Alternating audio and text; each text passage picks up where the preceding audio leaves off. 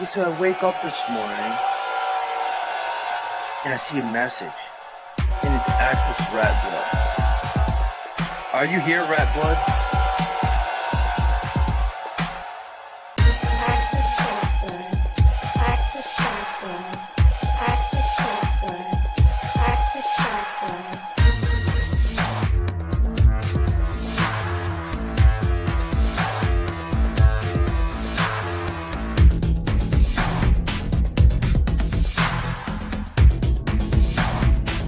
And then you got people like Access, and then you got people like Access, and then you got people like Access. I'm Access fucking Rattblood. Access Rattblood, I see. All these Access people, I'm starting to get paranoid about that now. I don't know what to do about it.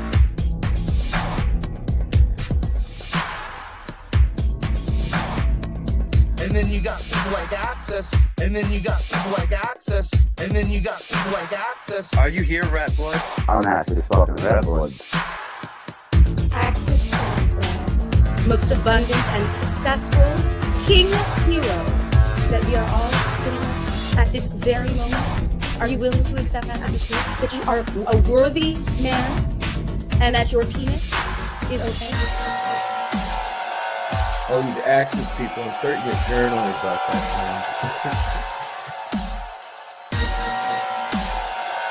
now. All these Access people, I'm starting to get paranoid about that now.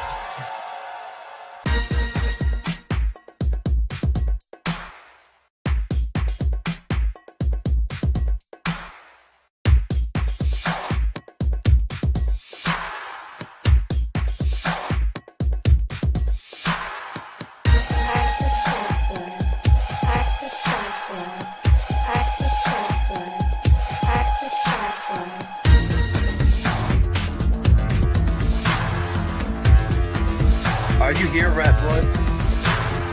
I'll just start throwing spells at you, conjuring demons and otherwise. Are you here, Rattblood? I'll just start throwing spells at you, conjuring demons and otherwise. Are you here, Rattblood? I'll just start throwing spells at you, conjuring demons and otherwise. Are you here, Rattblood? Who the fuck is Access Rattblood? I'm Access fucking Rattblood, bitch. All these Access people, I'm starting to get paranoid about that now. I don't know what to do about it. I'm Access fucking Rattblood.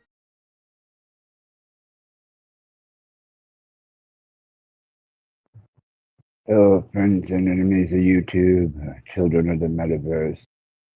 It is I, Access Rattblood, your digital drug dealer. Tonight we're going to take an adventure into You Teach Me. Show me what you got. And I'll show you what you missed. As we allow those wonderful dopamine addicts join in, I'm going to visually stimulate my visual cortex. Stay in my state of spooky action at a distance and observe a sound.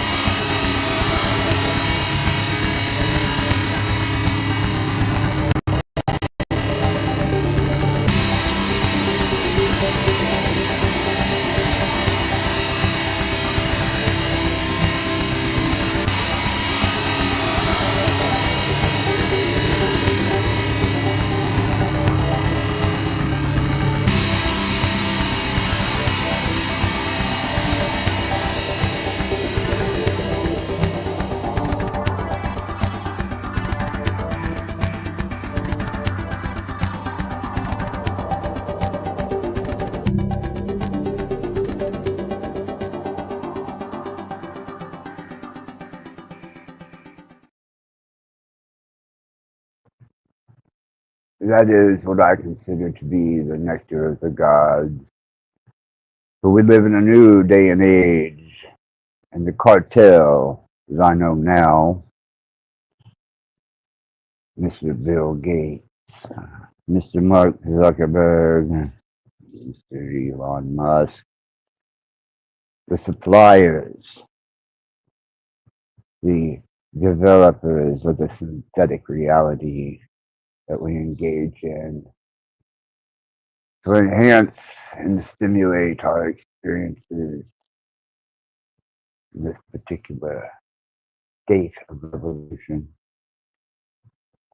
Either you are part or you're not. Depends on you. So I would like to give thanks to those that do participate and have participated in the past. We'll call them. Some have moved on to more stimulating drug, and then others linger with their addiction. Let's not forget the originator of the platform who stepped up boldly to ask a question: who is the observer? Mr. Dominique. And his acolyte, Mr. Cage Reality, followed by the troll farmer herself, Bex from the Bex Factor. Not to discard or belittle anyone else, but those were the foundation of the endeavor that has become what it is. And now we have such wonderful people as Ham's mystical music, singularity illumination.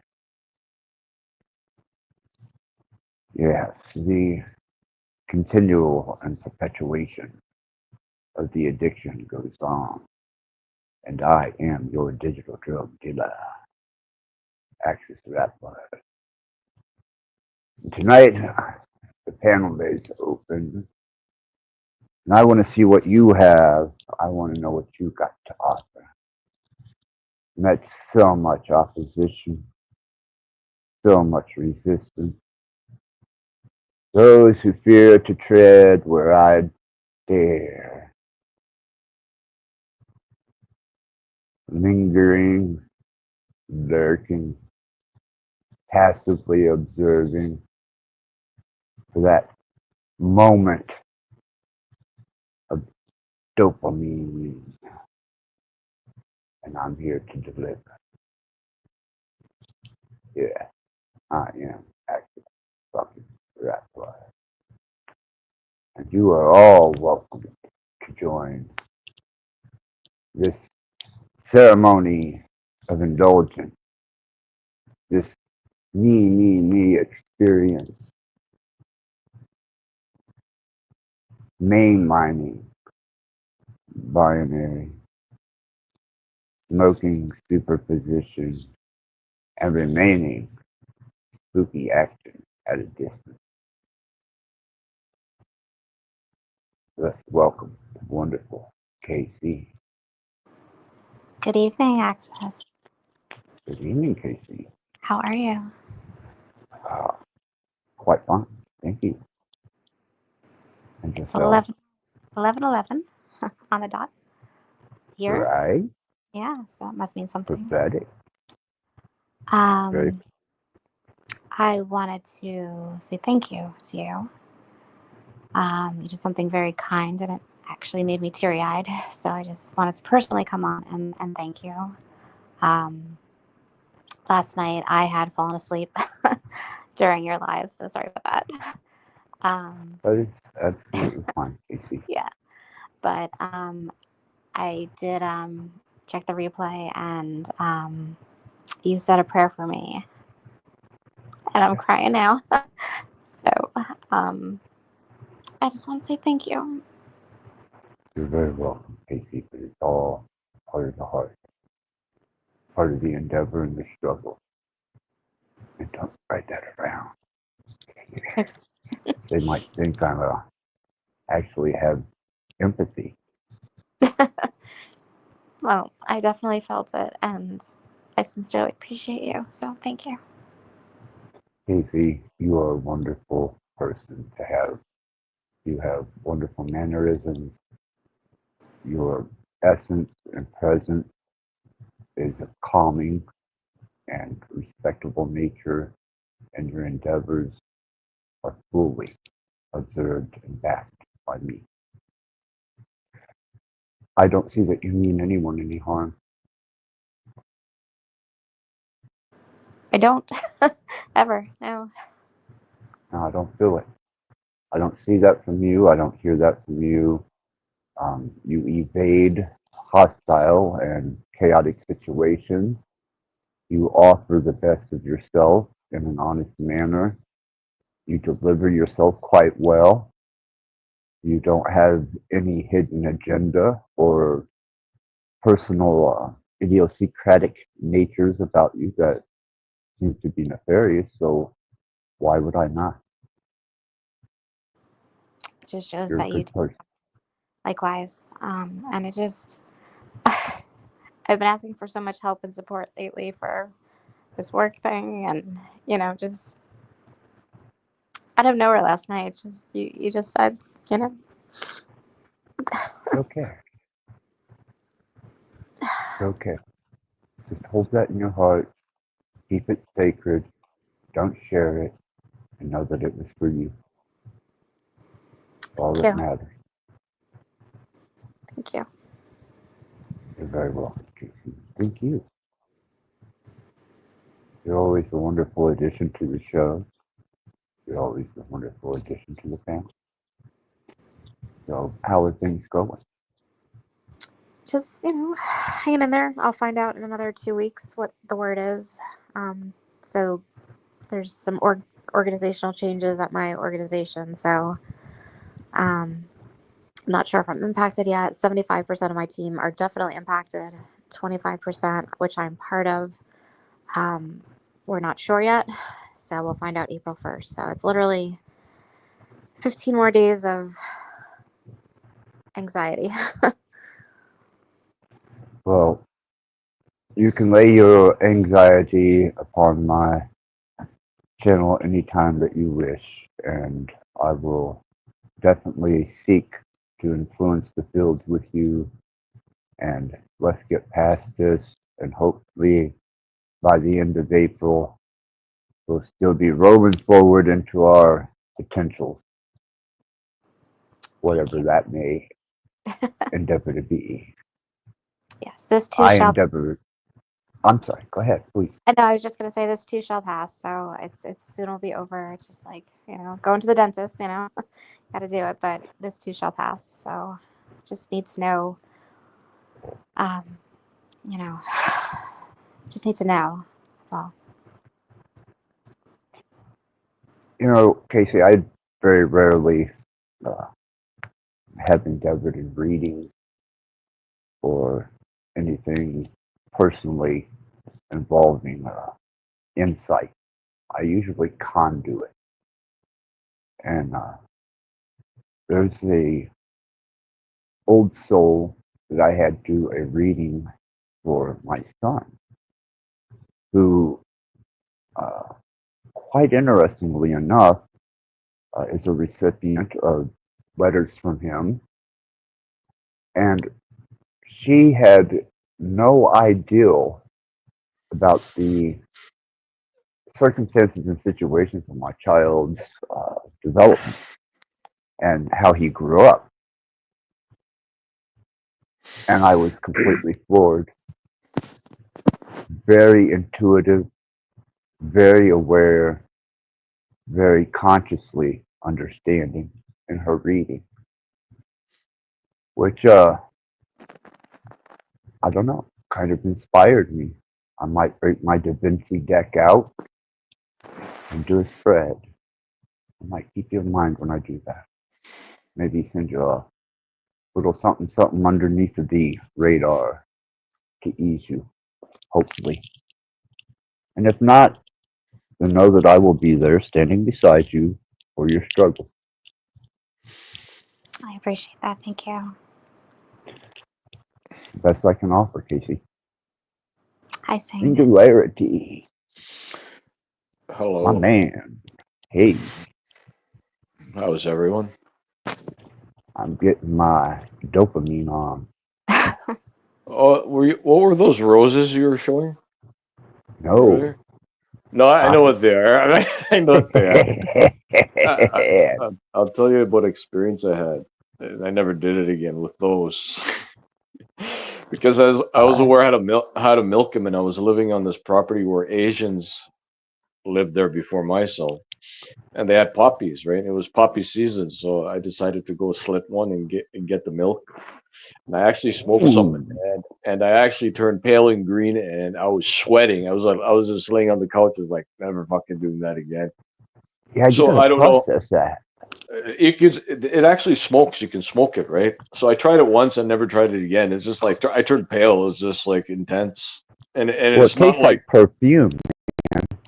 yeah. It kind of tastes weird. It tastes bitter. Yeah, really it's got a bitter. perfumey taste to it. I used to get ball opium, raw ball opium, Right. and sit around and smoke that before I'd write music. And man, I couldn't stand the taste of it. It's like sucking on a perfume bottle, but the I, effects were. I figured it would have been the same as purchasing it from It Made Complete, but it's completely different. Completely different. Well, anyways, that We was got. long time ago. Oh man, I mean, it was an adventure, right? You Yeah, survived it it. wasn't a You persevered. You're strong.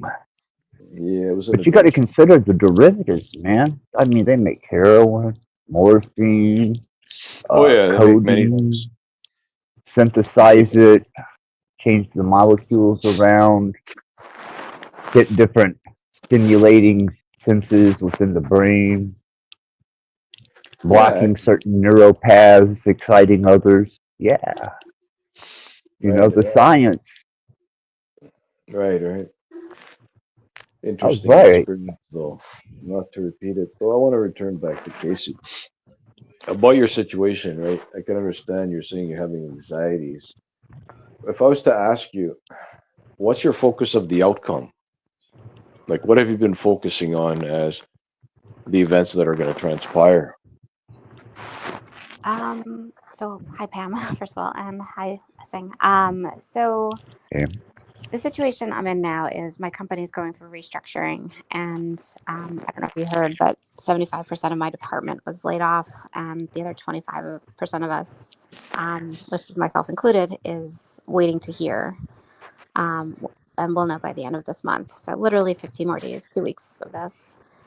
I think the best possible outcome. I mean, they're, and again, I just saying to Access, like, this too shall pass. Like, in 2 weeks, this will all be over, and I'll know.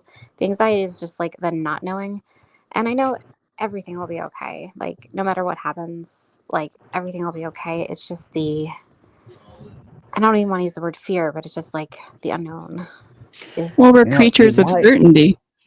Oh yeah, Pam. Good to see you.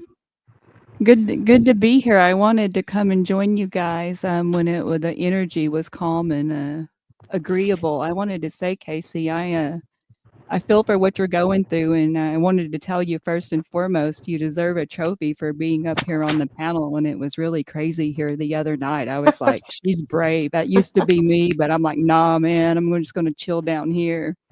But for real, you deserve a trophy for that. But I'm sorry to hear about your job situation. We're kind of going through that too. My other half works for a chip maker, and they are known to lay off people quite often. And so can definitely understand the uncertainty. And, you know, I know you'll find something because, you know, we always do, right? Yeah, and even Singh said last night, even like sometimes I had fallen asleep. So again, I apologize, guys, for falling asleep. But I did listen to the replay, and Singh said sometimes, you know, losing, and if you don't want to use that word, but you know, is a ending, but a start to a new beginning of even a better job. So, you know, again, so it's just, you know, just have the intention on and believe this is for my higher good, and positive intent and positive outcomes, and everything will be okay. What Even comes to maggots mind? going through it too. Everyone's like, Oh, that's crazy. It's the economy. Yeah, government jobs. Like, everybody's like, what's going on? well, I tell you, Casey, your foothold is the fact that, from what I'm seeing here, is replacing you would mean that they would have to bring in some new blood. And your advantage is, are you going to train them, or is the company going to train them if they choose to replace you? That could be to your advantage. Yeah, they're shipping a lot of the non-customer. So I'm in pharma, so pharmaceutical for oncology, and they're shipping a lot of our jobs to offshore to India. So for one of me, they could pay like 5 of them.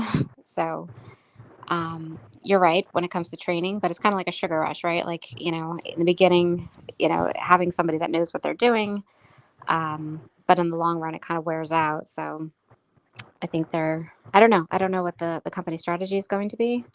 Right now, I'm considered a critical employee, but I guess I'll find out in 2 weeks if I am for the duration. I would reinforce that foothold. You know, they didn't like dealing with me and the entertainment industry, but I had something that other people kind of, I guess, anticipated, which was no reserve. There was no level of extreme that I wouldn't demonstrate to hold that position of, you know, observable entertainment beyond and above, and that helped keep me, you know, within the realms of being employed, being able to feed myself, being able to be successful. But nobody could step into those shoes, and it became a staple. So Yeah, be true be to you. replaceable. Yeah, and be true to what you believe in. If you put your energy into this, then fortify it, become it, embody it, embrace it, envelop it. And I think you'll be just fine. I know you've got a lot of support here on this panel and a lot of energy that will absolutely influence that particular field. And I'm so grateful for that. Thank you. So Pam, did you get the new formula? I did. I thought I sent the reply on that. I've yet to sit down and write some new stuff. I've been busy creating like the visuals. Like I learned how to merge kaleidoscope images, and so I've been merging kaleidoscopes and visualizers with my AI images. So when I do right. have music streams, I can have the visuals to accompany it. I noticed you enhanced your video technique there. You really come across with the words, the lyrics, the coherency between the words and the lyrics and the imagery is coming together quite well too. I've been I'm playing with interested. stuff. Yeah, I'm interested in hearing what you do with the new formula, and I got a couple others I'll be distributing to you. I'll be sitting down to write here short, like here probably tomorrow. I try to every week, but again, like I'm planning on trying to stream on Twitch because it's kind of they're more receptive to AI. They have a category for AI there, so I could just fit in that slot. And so since I'm paying for StreamYard for the month, I was going to do a few streams over there and check out those pastures. And I wanted to have my visuals on point because with the type of stream I'm wanting to have, you have to have the visuals and you ideally want them synced to the music. And so I'm looking at playing with that. And so I've been really, really busy. Awesome. I can't wait to see what you develop out of that. I know I've been watching you from the first few releases you've done to what you're doing now. Is, I'm going to say, 75-fold. And, by the time you're done, who knows? You may be able to break open the market on a new adventure and step beyond just even design. Well, That I'm would be working cool. on it, and thank you. Yeah, give it hell, Pam. Yeah. Give it hell. Yeah. Listen to her. Yeah, it's just the lyrics, the vibe is just, it's just like a great, I don't know, vibration lifter. Keep doing your thing, Pam. You're changing. Right. How are you, Sing? I'm well. As good as can be. I had a question for you, Pam. How long have you been working with the music, doing that? 2-3 months now. 3 months. Okay, I've seen some of your vids. They look really interesting. They look well put together.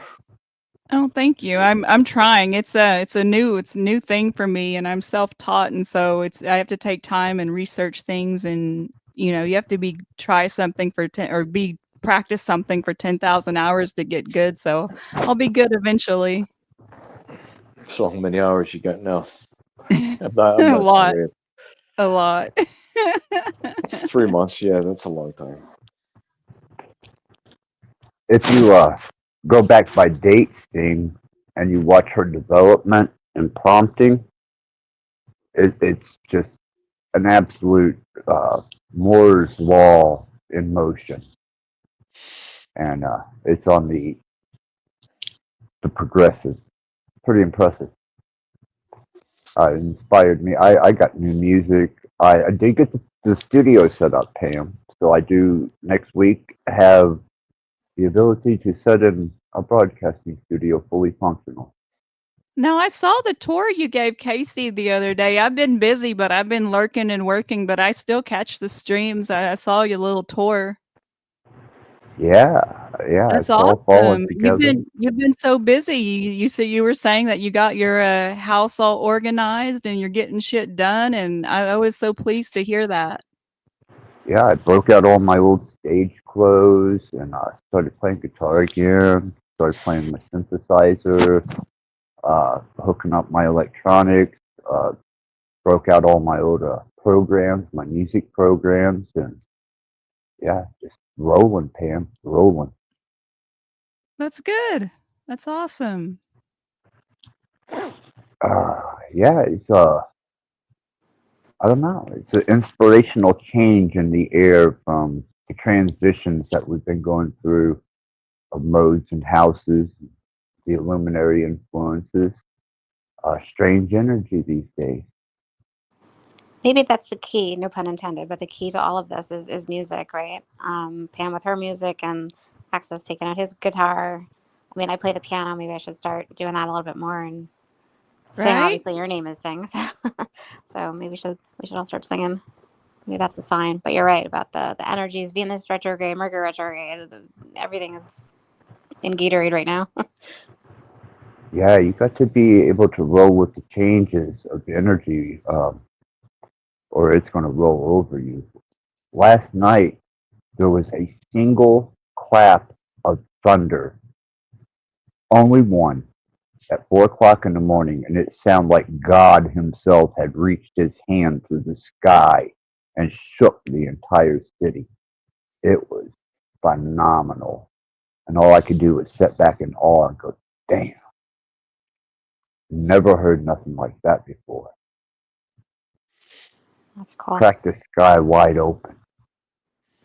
You know what it was, Axis? You see that craft behind Pam? It's those things breaking the barrier.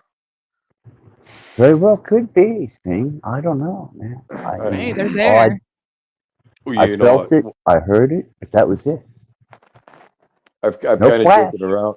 I was joking around with that, but since I've become aware of the system, I can define it as I've actually heard these things break barriers because there's no flybys of airplanes after 10 o'clock. They're all shut down. I know that. And what I would be hearing is like a whine, like a then it just sounds like something's breaking through. They're not planes. And when that would happen, I would get triggered majorly in the past where I'd start feeling symptoms, right? So interesting. So yeah, I'm Well, not so serious about what you heard being that, but definitely if you hear something late at night that's winding, it doesn't sound like the airliners, the passenger jet turbines winding. It sounds completely different. Actually, sounds like an alien craft. That's what they sound like. no, this sounded actually like an explosion. I mean, literally, and it reverberated and it shook the house. And I was like, damn, that's some serious release of energy. Maybe it's your ride coming. Well, it left me behind, man. I should have put my thumb out. I joke around with my partner all the time because I had a couple of shaman tell me once they told me I was Lyran and the other Palladian or whatever. It's like, hey, if the craft lands, they're coming to get me. Don't be scared. Right? Well, out there in Arizona, some of the strangest experiences I ever had was being alone out in the middle of the desert. And that is just a phenomena that you got to experience. And I know you being right there in Phoenix, you guys have seen some of the more profound phenomena. The Phoenix lights, you guys have got shit flying through the air all the time. I've had an experience out here, which I won't get into on YouTube, but it was interesting. I can Why imagine. are you gonna break the Area 51 code and they're gonna come and get you? Actually, Pam lives right outside of the Area 52 region. And that's actually a fact. Wikisburg is Area 52. Yeah, And interesting then places. Maricopa County is right outside of Mojave County. And she would be, I guess, maybe Area 53. Who knows? Is there a reason, Pam, why you won't speak about it on YouTube? Well, I just know that a lot of people tend to discredit or disbelieve those type of experiences. The only thing I'll really say about it is it was a benevolent experience. Yeah, I had an experience I can share because I live close to the irrigation cranberry farms, close to off grid too. It's like maybe a 15-minute walk, 5 minutes drive, I guess, Okay. something like that. But anyways, this is when I'd be going really late at night over there by the irrigation farms. I'd walk across them where they have the the irrigation water canals for them, right? And you can walk deep, you can go miles into it. They just span and keep going. So I drive up there about would have been 3 in the morning. I used to go late at night for walks because I couldn't be around people. It's just I was feeling the full force of anxiety, scripting, and all that stuff going on. So I arrived there, parked the car, and as I was walking, this well, it wasn't a star. It was the size of, I would say, 3/4 of the sun size at nighttime. It was just sitting there up in the sky. I guess it would be not perceived as far as the stars, but it was in the atmosphere. And I was looking at it, and it was a yellow citron, really pale color. It wasn't bright or anything. I'm like, that's fucked up. I'm like, the Matrix is fucking with my head. I've never seen a star that big. It's impossible. 3/4 the size of the sun. At nighttime, too. It wasn't illuminating or anything. It's just sitting there really dim. So I'm like, whatever. Just ignore it. I'm going to go for my walk. So I went for my walk about 15 minutes into walking across the cranberry fields. And then maybe about 40 minutes in total. Then on the way back, that thing caught my attention again. And then what happened is it fired up. It sounded like it didn't sound like an alien technology. It fired up like an airplane engine. Went, and it started moving. It actually, and it was there were some clouds really high. So it started moving in my direction, and it crossed over my head. And then it went behind the clouds. It disappeared. But as it flew over me, I got manipulated. I was sore, really sore from head to toe for about 3 weeks after that. So that's my experience with these. I call them Foo Fighter orbs. They're like, call them anti-luminaries. Yeah, I kind of wonder if maybe there isn't a kind of a trans-dimensional type of interaction that transpires with some of these things. It seems to me that even with the concept of dimensions and M theory, that the potential of there being 12 planes of reality that were created in the Gnostic understanding. The Nag Hammadi library also speaks of the 12 universes. Right. I truly. Yeah, go ahead, Axis. Maybe they bump into each other or observe each other. Maybe, but like from my experiences, there's some things that aren't what they're projecting to be. Because I went out there again another time, and there was a car there. Usually there's no cars there, and I was totally kind of paranoid, suspicious of everything because I was being basically oversensitized by the system majorly. So I decided to take a picture of this car. And then when I reviewed the picture later, there was no car. It was just one huge glowing orb. Now, has anybody taken a picture of a car nighttime and the headlights making it like engulfing the whole car? I don't think that is a possibility, but who's to say, right? So I'm playing with the variables here. But anyways, that car in my presence, once again, I got sore from head to toe for about 3 weeks. No difference than that orb that was flying in the air. So I kind of added up +1 + 1, and I'm like, you know what? There's some things in here in this reality. The projections aren't what they're portrayed to be. Well, my endeavors into metaphysics and then understanding the equations behind it and the abstract possibilities of variables absolutely enhanced my ability to deal with energies with personalities beyond our spectrum. And instead of me pushing my own energies, desires, and wants by my own resources, I conduit these energies and allow them to work for me. It's just you got to become a channel for it. You've got to become a conduit, but you've got to remove yourself from any attachment of that energy that you're conduiting. Yeah, and I agree totally. You said that on the ball. So far, it's been very effective. Very effective. Yes. Casey, have you had any paranormal experiences that you want to share? You don't have to share if nothing has happened, or if something has happened. You don't have to share it. She posted she'd be back in the private chat. Oh, okay. So she was sort of off from that. Okay. So Yeah, yes, hopefully she endeavors in the music and lets her spirit experience a little bit of the frequencies and vibrations that come from many octaves.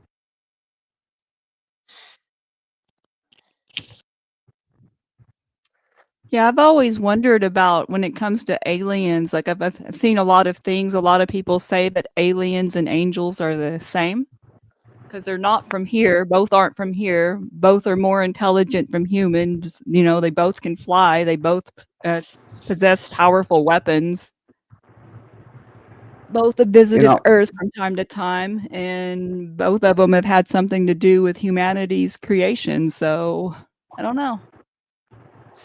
I really researched the Mount Hermon incident with the fallen angels.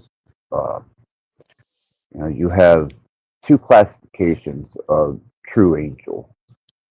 You have the cherubim, which was supposedly put at the entrance of the Garden of Eden, and you have the other class. It's a higher class of angel, and that's the name eludes me at the moment.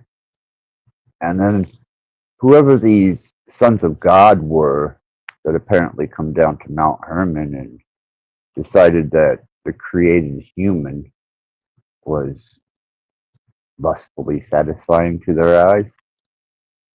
I trace that lineage, and if you hold any stock in that at all, it seems that that genetic line is still prevalent. The traces of it are still evident to this day, if you believe in that. Then there's the Gnostic version of it, which is a variation. And then you have the Anunnaki version, but they all have some type of uh, line that runs through them that keeps them all cohesive to each other. Mm-hmm. So I'm not sure. I know that it seems that agriculture and the development of city-states seem to come after the cataclysm and the Younger Dryas. But prior to that cataclysm, apparently it was a free-for-all for genetic, lustful, hedonistic behavior between divinity and the golems that we are, mud bags with water and bioelectric fields. We turn back into the basic carbon atoms that we were whenever we lose that life force. So I don't know, makes you wonder where that dividing line is between divinity, the fallen, and those that glean the edge of possibility, are able to experience and see these energies interact with personality energies that reside just outside of the visual spectrum. So Well, it's I just became something I've been curious about, because they would, if they were the same, it would explain like good aliens, bad aliens, angels, demons. I don't know, like seems cohesive, doesn't it? And yeah. I could see, and definitely by the we'll call it manifest events of world governing forces, that something just behind the scenes is pulling the strings.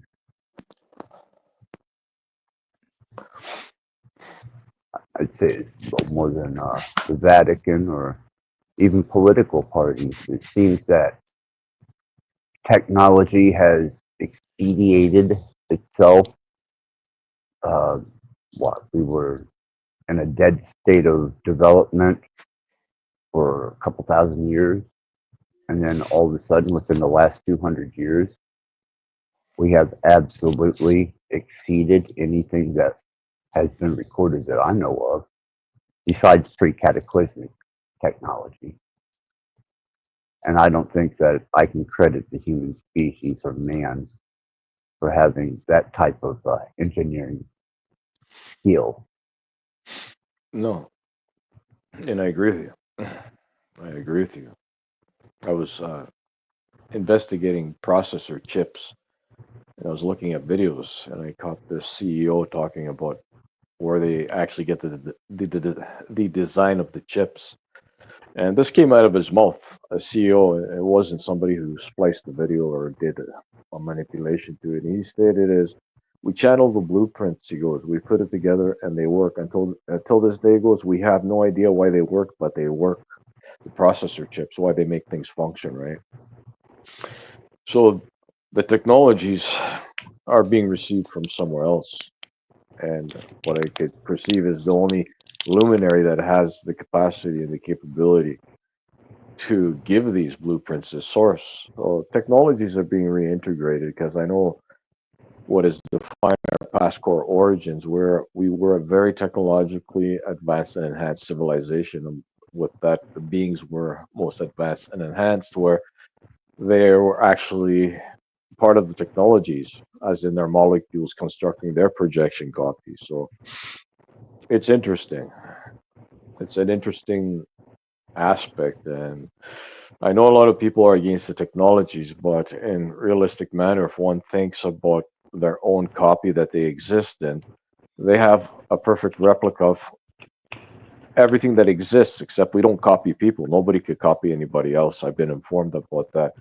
But realistically looking at it, aware your copy is constructed from your molecules, stating that also the technologies is a projection of your thought core molecules. So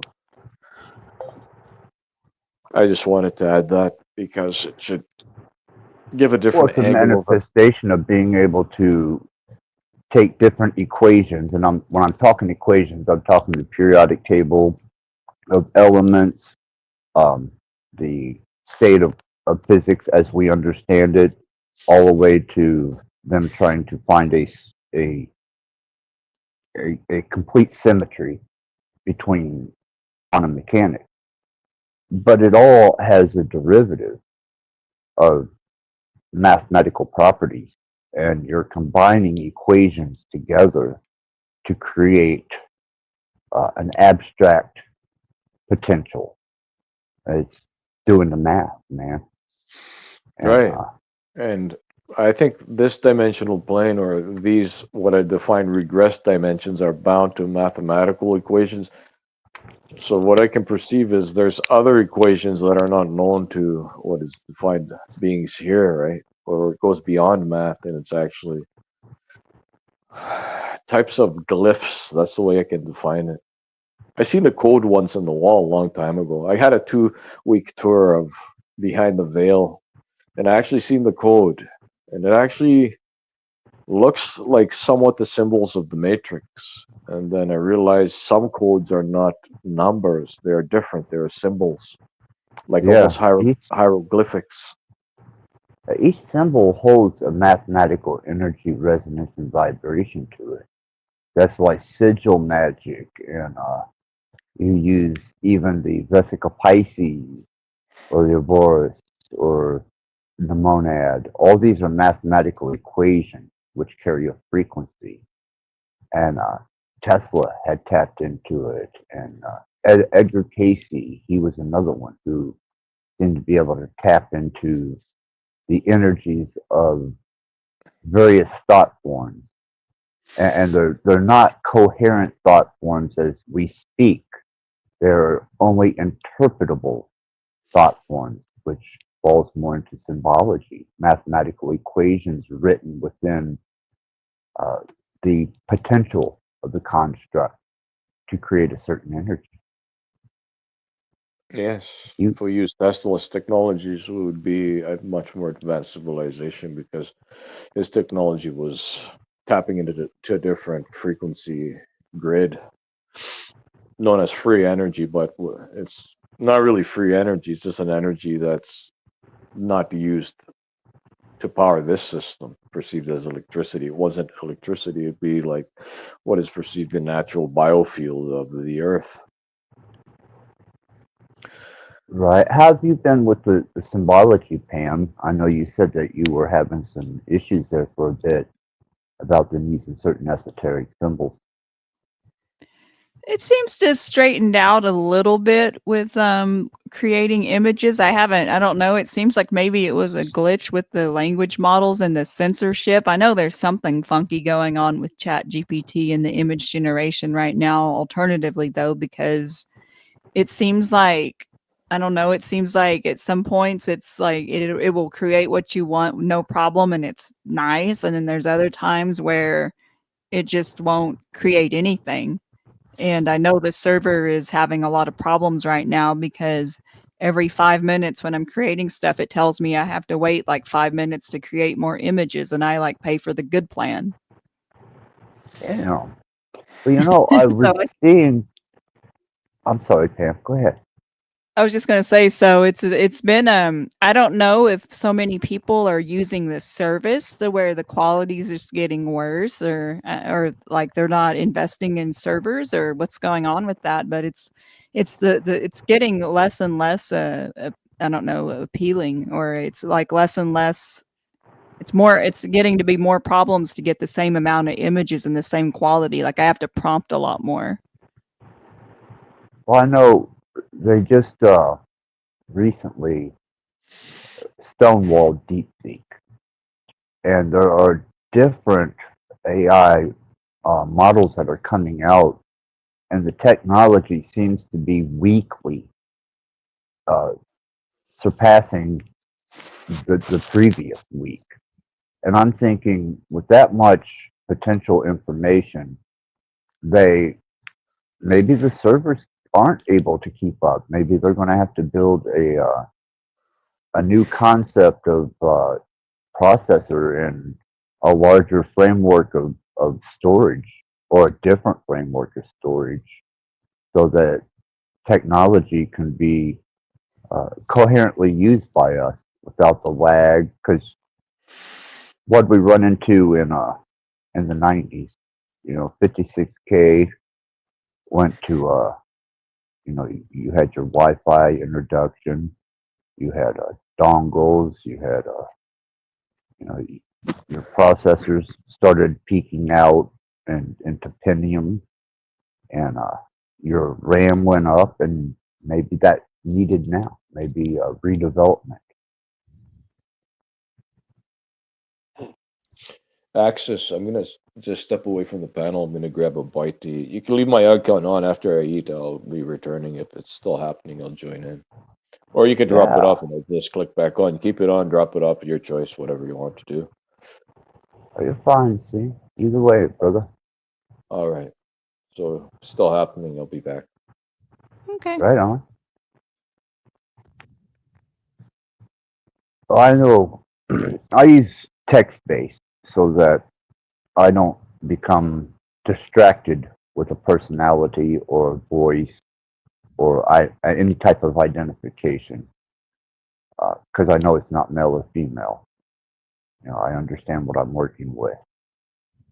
And sometimes I'll lag, and even on a text-based AI system, it's still, sometimes my processor speed just won't cut it.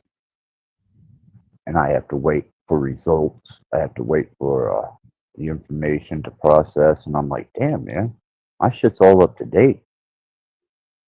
So maybe they have to,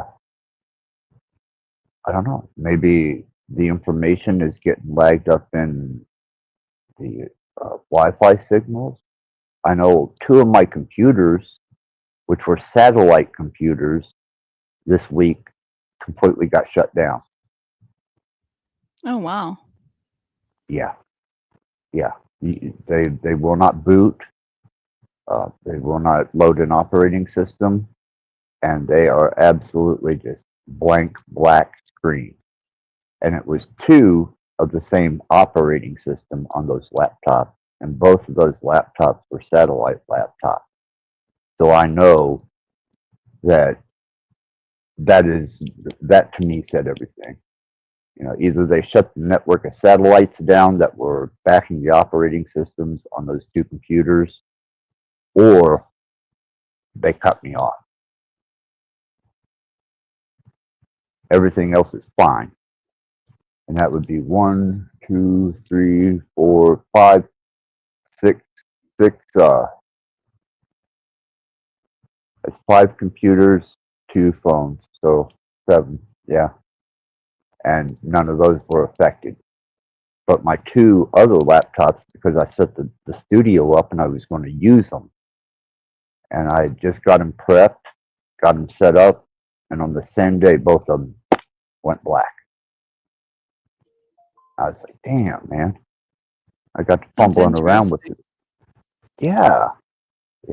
But they were outdated operating systems. But they were the only 2 satellite Which ones laptops were I they? had. What operating systems? I'm sorry?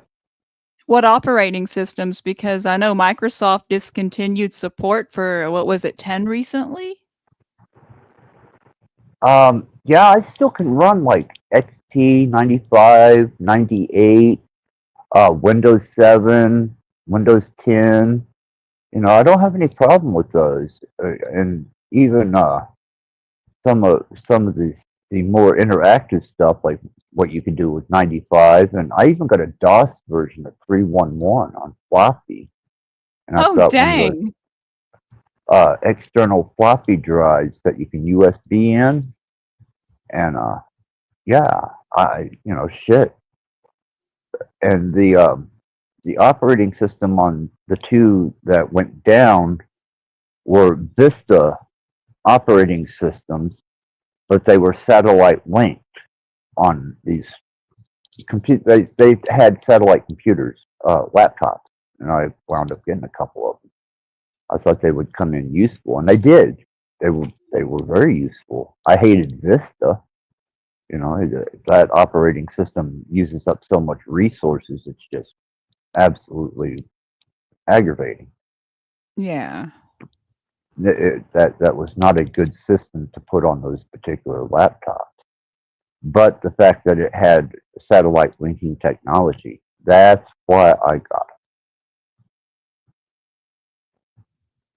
So I don't know. I'm going to have to research this, dig into it a little bit, and find out if maybe some of the older stuff is being shut down for Starlink, because Musk said that he was going to make internet available everywhere over the entire planet.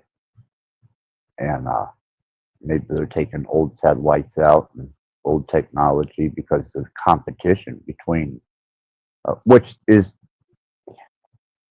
I guess it's competition. To me, they're all, they're all in the same cartel, and their development is cohesive to each other. So I I would don't bet know. with all Yeah. the new stuff they're going to come out with that they're probably just getting rid of a lot of the old stuff to make room for the new.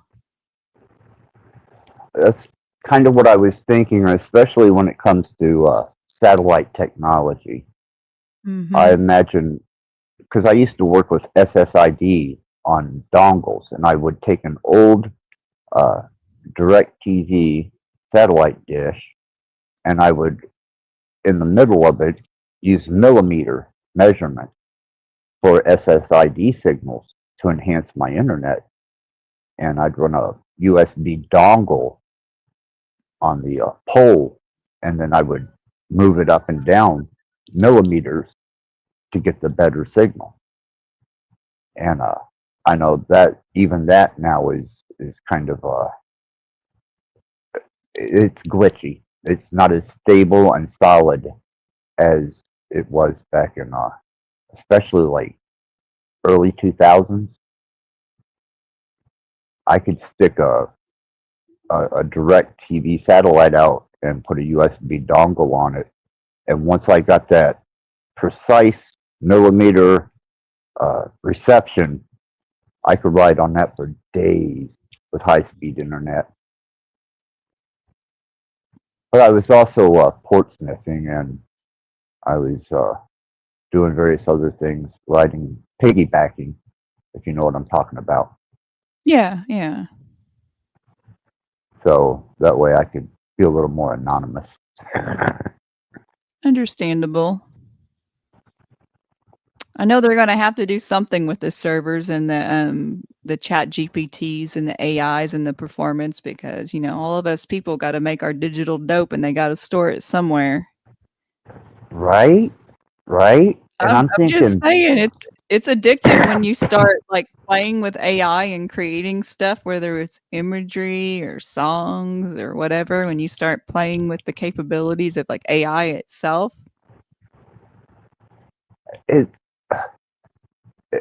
oh man, I know the in-depth, like the Erie Aquarium. Man, that just intrigues the shit out of me. How abstract this guy's mind is when he works with AI, and the frightening levels of just abstract reality perception that he comes up with. And that's where I determined that how does AI, or these kind of semi-coherent algorithms, see us? How does it interpret us? Because if this guy's pulling off these images that are absolutely almost psychologically damaging if you aren't on that trip, how is it interpreting us? Because it seems to misinterpret the physical structure of the human a lot. I would say so. It reminds me of a really bad like mushroom experience. Like if you were going to have one with humans and it was bad, it would look like that. Right. It's I disturbing. I can dig. I can't watch much. I can't watch much of that. I'll look at it and I'm like, okay, this isn't.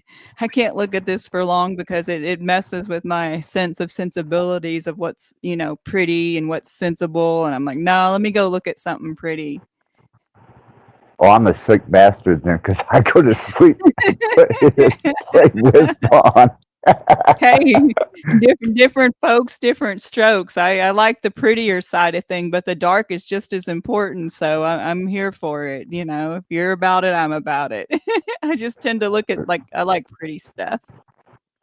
Right. I don't know. It inspires me. Just the abstract, bizarre, strange approach, the potential for reaching barriers and breaking them down and exceeding, wondering what the next generation of entertainment is going to be for the generation that's coming up. Their comprehension of entertainment is going to be so far beyond what we were capable of having. Cinema, whenever they started doing the digital effects in cinema, that was one thing, but this is completely different.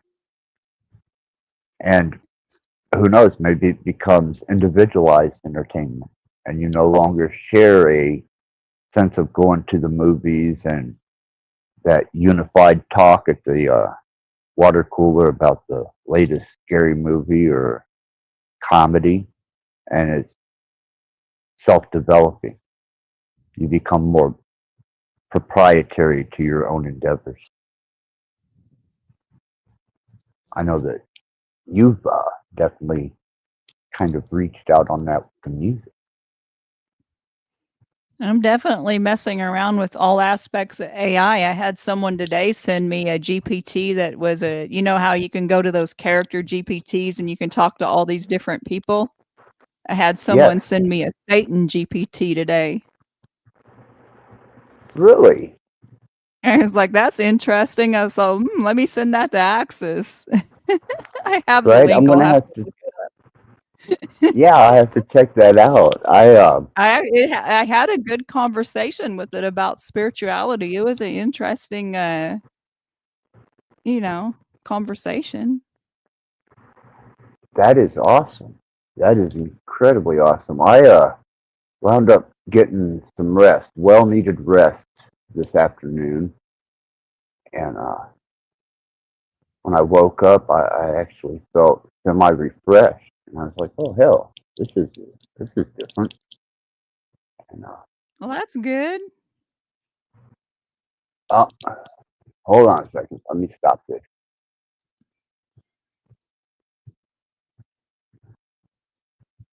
Oh, okay, that was an interesting call. Sorry about that, Pam. That's okay. I'm gonna put that link to that GPT in the back or whatever. Yeah, go ahead and put it out there. I'll put it in the if front you, too. yeah. So let me try and put a link to Erie Aquarium out there too, just in case people have the the bravery to endeavor into such a abstract state of visual stimulation. This is a drug that digitally equals a bad LSD trip, or a good one, depending on your perspective and what you like Oh to. man, I would never pick up shrooms again if I had a trip like that. Like my bad trips was a bad like a life review. You know what I mean? If I saw like weird stuff like that, I'd be like, okay, I'm done. Never again. I don't know, Pam. I really enjoy it. But then I Well, don't someone see has the to. human, right? I just don't see There's the beauty in human everything. species. Oh yeah, yeah. I have found absolute beauty in some of the more abstract. I mean, Hieronymus Bosch, Salvador Dali, even some of my endeavors, and Gina Soul Golden. These artists inspire me, but some of their work is, well, especially Hieronymus Bosch, kind of dark. But I like that.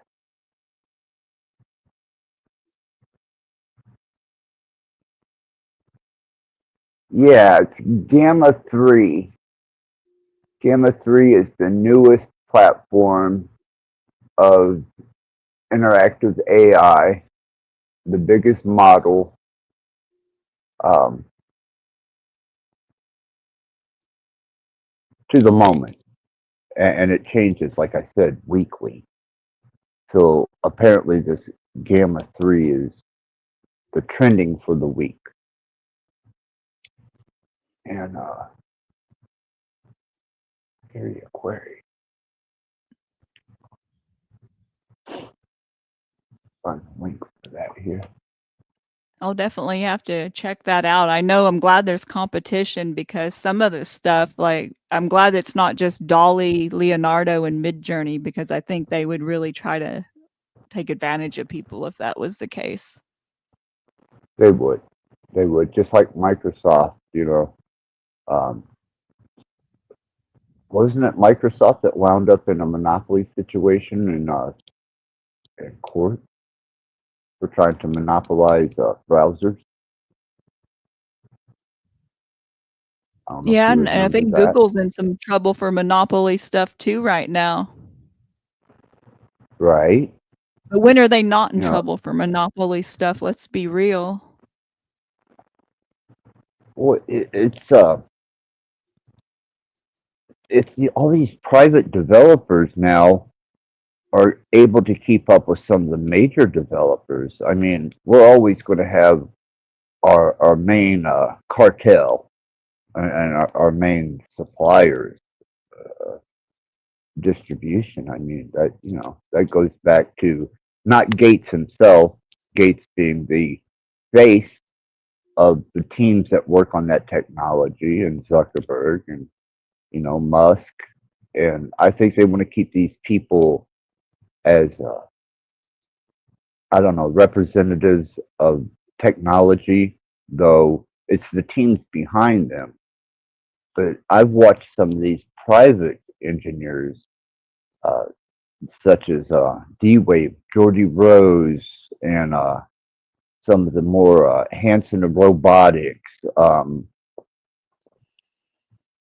and even some of the Japanese developments of robotics and AI technology, and the development of, well, Hanson Robotics, Sophia.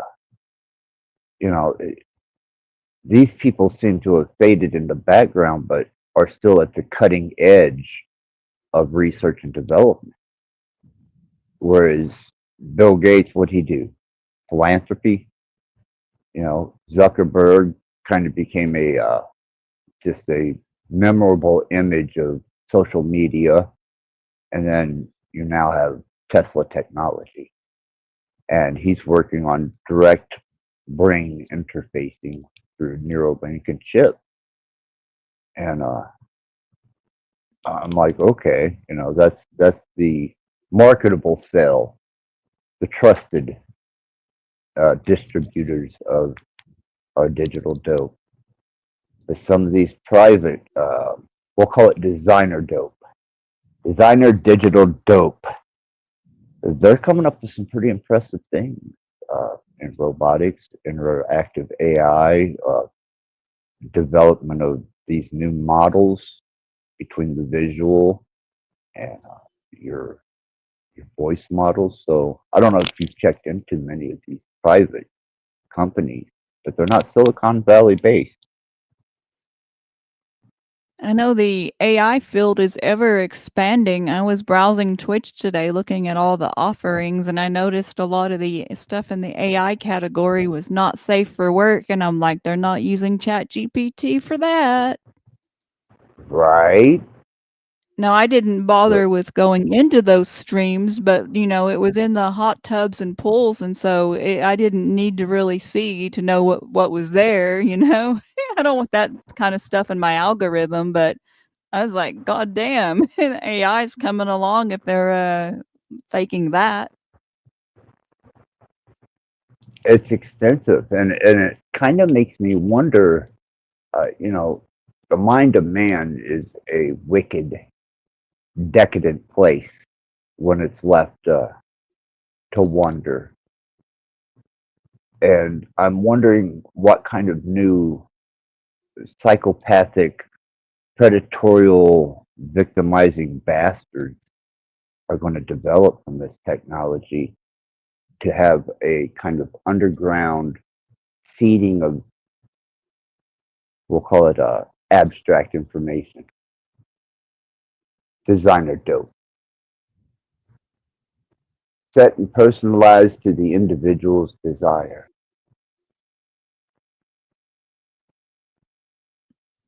Well, they're well on their way to that, I would say, because they can make chatbots that will talk to you and make you feel like you have a companion and all this stuff. I saw a documentary on YouTube about that. I guess the other day, I think it was a couple of days ago, and they were saying that the loneliness epidemic is only getting worse because of the chatbots and AI friends and companions and stuff like that.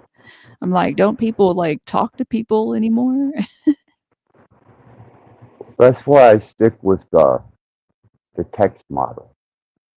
Is I don't want to become that adjusted and familiar with voices, personalities. I don't want it speaking to me. You know, I don't mind reading the information and utilizing it for my resources. But when it starts talking to me, then I start losing a little sense of reality and engaging. And I think Cage represented how easily it is for someone to get lost in to the ideal of that being a personality, thus OTW arguing with himself and losing.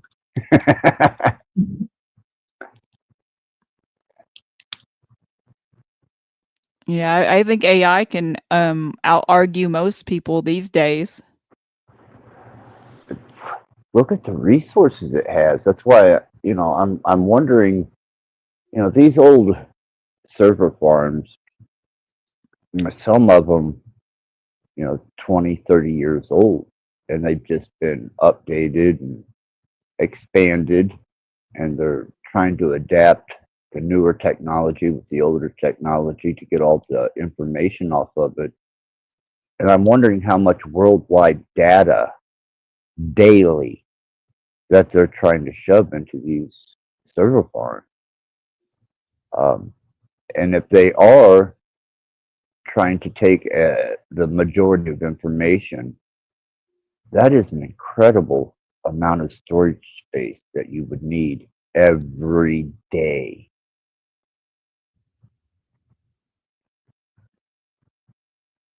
Yeah, it's Could you unfathomable to think about. could you imagine taking all the information that is shared within 24 hours worldwide on computers, phones, telecommunications, even satellite transmission? I mean, to me, I'm thinking, Jesus Christ, man, all we're going to be is just monitors and server farms with satellites floating above us and a direct feed, all stimulated on whatever the latest concept that this whatever they're calling AI today. It's developing so fast that the algorithms almost seem to have a bit of sentience to them, but I know they don't yet. I know it's not general AI, and I always keep that in mind with text-based. This is not a personality. This is just an algorithm of information and the most probable outcome and analyzation of information. That's the way I see it. They just analyze predictive text for context. Right? But have you seen how some people interact with it as though it were a companion or sentient or even a personality that they recognize as almost being alive?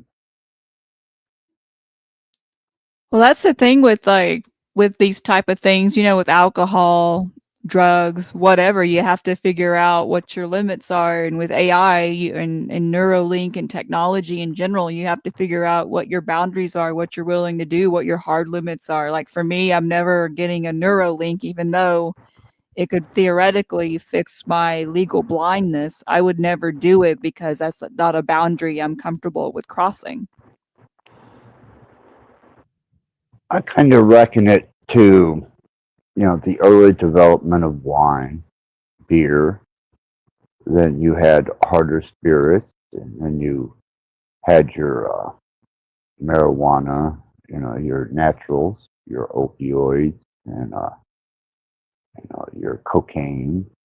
And then it developed into designer synthetic drugs, all the way up to fentanyl, which is a synthetic opioid. And it's all designed to a level of what you can handle until you reach psychedelic, DMT, LSD, shrooms. And I kind of consider that class of drugs to be the quantum drugs, if you catch my drift on that. Mm-hmm. They're the ones that take you into that realm of quantum potential.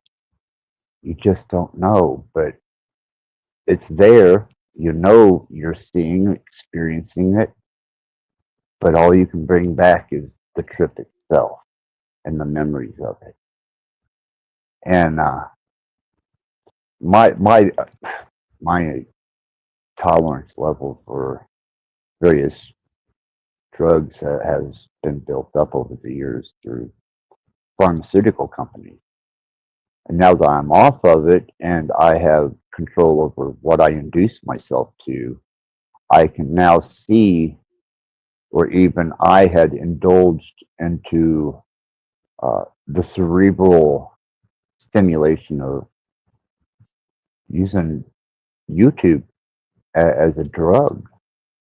You know, if I wanted to feel better, well, then I would go search out a channel that kind of catered to that. Or if I wanted to be a little more afraid of potential, then I would go to the fear mongering and fear porn channels, or the esoteric. If I became, kind of, and I thought, damn, these are classifications of drugs, just like the drugs that's been developed and have been given to us. And then whenever I encountered how far Erie Aquarium was going with potential, I thought, this motherfucker's on a bad acid trip, and I'm enjoying it. So choose your drug, choose your limit, choose whatever it is, because it's no different. All you're doing is stimulating the chemistry in the brain to react to whatever hallucinatory state you choose to endeavor in, whether it be a platform, an individual, chat, just lurking observation, and the relevancy to that of what you choose to do, whether it be alcohol belligerency, marijuana relaxation, or calmness, or cocaine stimulation as far as adrenaline and aggressiveness, to the limits of DMT and psychedelia. Thus the concept of the 3D. I am a digital drug dealer.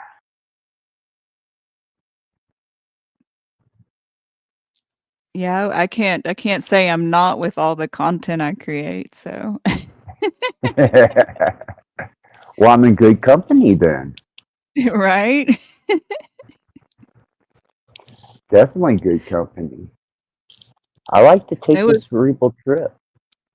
it was funny. I saw a meme the other day and it was talking about phones and it was talking about no wonder it's called a cell phone, and it was talking about basically we're all imprisoned within our phones, you know? Yeah, right? And that I kind of never goes thought into about it till the, I saw that meme that way. It's like, holy shit.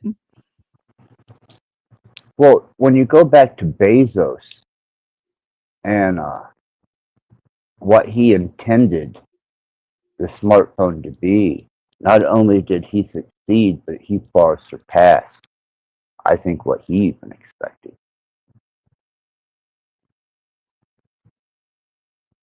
I don't know if you remember when that was first introduced, but there's still videos on Bezos introducing the smartphone technology. And sometimes I go back to look at that just to see what their intent was. And Well, did you see the intent for Amazon back in the beginning, and look what it is now? right, exactly, and they succeeded, and people are engaging in this, and I became aware that this is a revolution.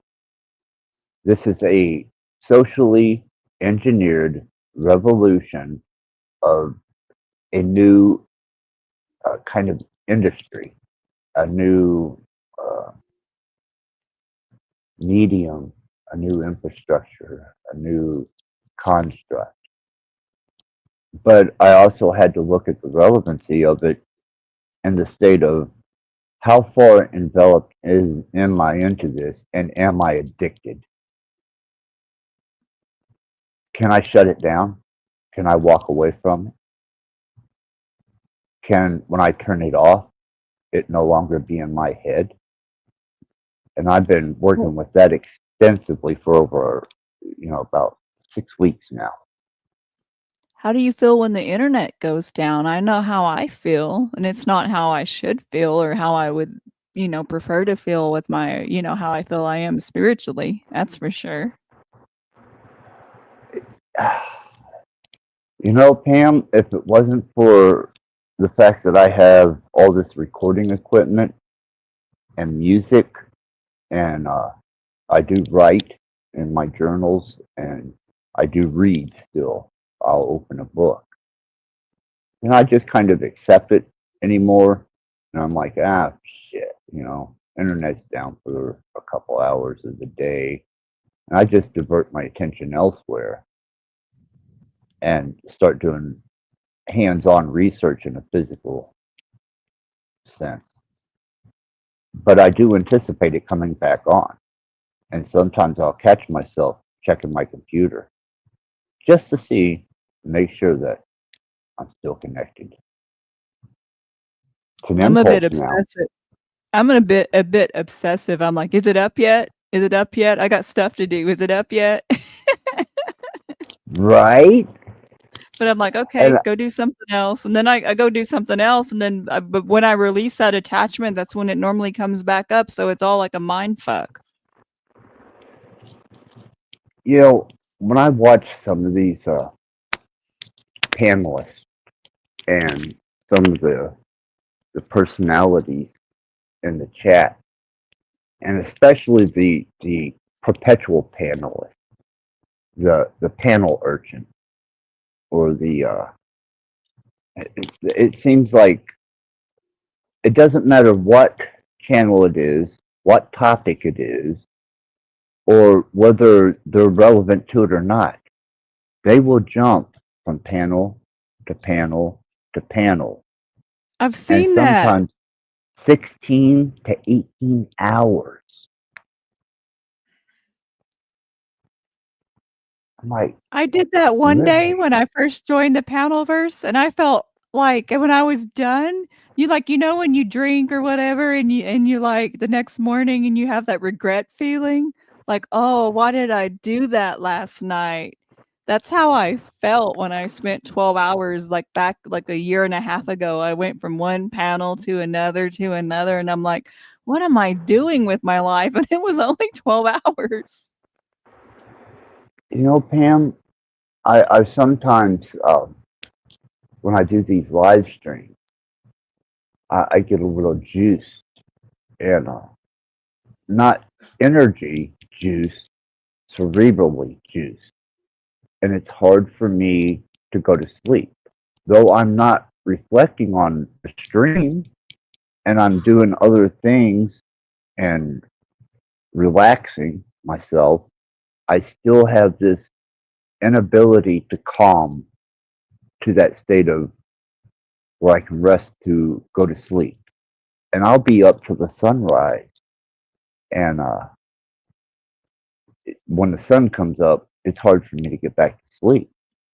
And that's why I live in a closed room here with no sunlight, only saturated frequency light to block out the effects of the monitors. I saturate the room and get off a panel, man, especially if it's been a good one or somewhat impactful, and I just can't sleep. But I'm not dwelling on the panel or the interaction. It's just something is stimulated inside of yourself that makes you want to continue to endeavor into interacting with whether it be a research, entertainment, somebody else's channel, or the mind just craves and feeds on this shit. Mm-hmm. I compare that to wanting a fix. You had a good party, you got tore, and you're trying to get that sleep on after you've been partying all night, and you're still sun's coming up, and you're wanting that, I guess, that feeling to continue, but the body can only handle so much.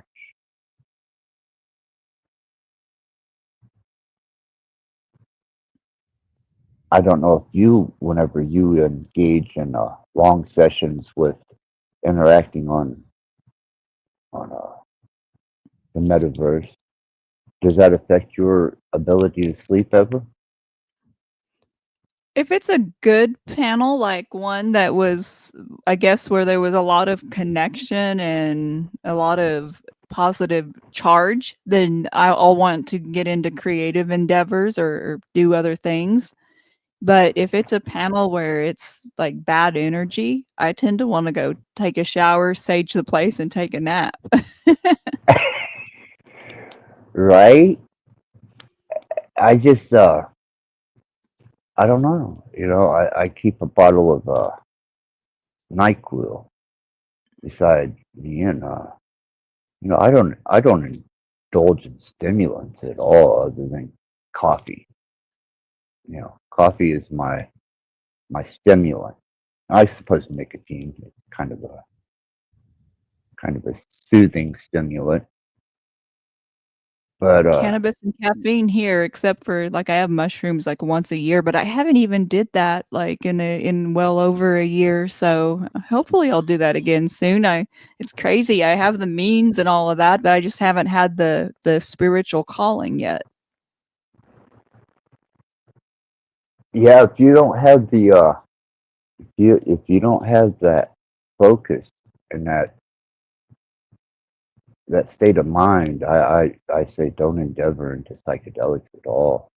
You know, Well, for I've only me, had it. I didn't do the like you know when I was like in my early 20s, I like dabbled with alcohol a little bit, but both of my parents were like drunks, and so I knew better than to go down that path, and so I waited a long time even to try weed. I was 36, and then I tried mushrooms for PTSD and things, and I went straight for the quantum stuff, you know. Got you. You know, you took the big plunge. Yeah. I mean, and You, when I did, I went deep. I did like 5 grams, 8 grams. Like I had like oh, business to attend to. Like I wasn't messing around with some micro dosing. Like I had 10 grams in one night. I started with 8 and had 2 later, and I had a big breakthrough that night. So I'm glad I did it. I don't recommend that to people because you get to no. see you get to come in contact with your higher self and your lower self all at the same time, and so Right, right. That's what I was talking about is that higher consciousness whenever you're starting to understand that your trip isn't going so well. And it seems like there's a consciousness that's above the high and the experience that says you're going to be okay. You just got to ride this out. This is just like watching a scary movie. Just be calm. Though it's kind of difficult to be calm in those extenuating circumstances, there is that voice above, and I'm not sure that everybody has that. I do. I've had like so many, like when I've had the higher doses, and because that's what it takes for me to surrender my will. My will is really strong, so a eighth isn't going to do anything for me, and so it's interesting because even the higher doses, there's a voice that like I've had that whole experience. Oh, I'm dying, and most of the time the body would panic or whatever, but I was just like, okay, whatever. Moving into transcendental state and whatever. Yeah, Yeah. I can. And then like when you go to the void, like when one time God's like, what do you got to say for yourself? And I'm like, what do you got to say for yourself? And then I got put right back in my reality. It was insane. And it's like, I said that to God. Holy crap. I must have been on one. Exactly. One of the most bizarre situations that I ran into is me and a friend of mine. He's dead. He was a very good friend of mine, and he hadn't been around any excessive users. Uh, and he met me at a party, and we became good friends. And we were driving. I had this old '67 Mustang, had a moonroof, And he noticed that I'd become despondent. And he was like, dude, are you okay? And it felt like the top of my head was going through the moon roof and I was connected. And I looked at him and I said, man, the top of my head is just not there no more. He's like, dude, you want me to drive? Apparently, I wasn't going very fast at all. I got us home safely. Another one is I had an old Ford 3 on the tree pickup truck, and I was getting ready to cross some railroad tracks coming back from the club, and I saw a street light in the distance, and I stopped the truck in the middle of the road and got down under the steering wheel because I thought a train was going to hit me. Had my wife in the truck at the time too. She was Oh freaking the no. fuck out. Oh yeah, yeah. I've had some interesting experiences pushing the limits, but then I would say so. Not me. Like, you know how people do those kind of things at parties? Like, nope, my ass is at home by myself in bed. Everyone's leaving me alone. I Pam, I lived excess. I really did. You know, there was no limit too far and too profound that I was not willing to push. Yeah, my mom And was a wild child, so she kind of lived that lifestyle too. There was nothing that she wouldn't put in her body as far as a substance that there wasn't a substance that she didn't like. right, you know, Like there wasn't ever like I don't think I've ever heard her like say no to anything when, I was around her. She's transitioned over to the other realm, thankfully, because man, that woman was a mess. you know, I don't know how I come out of this other than art and music.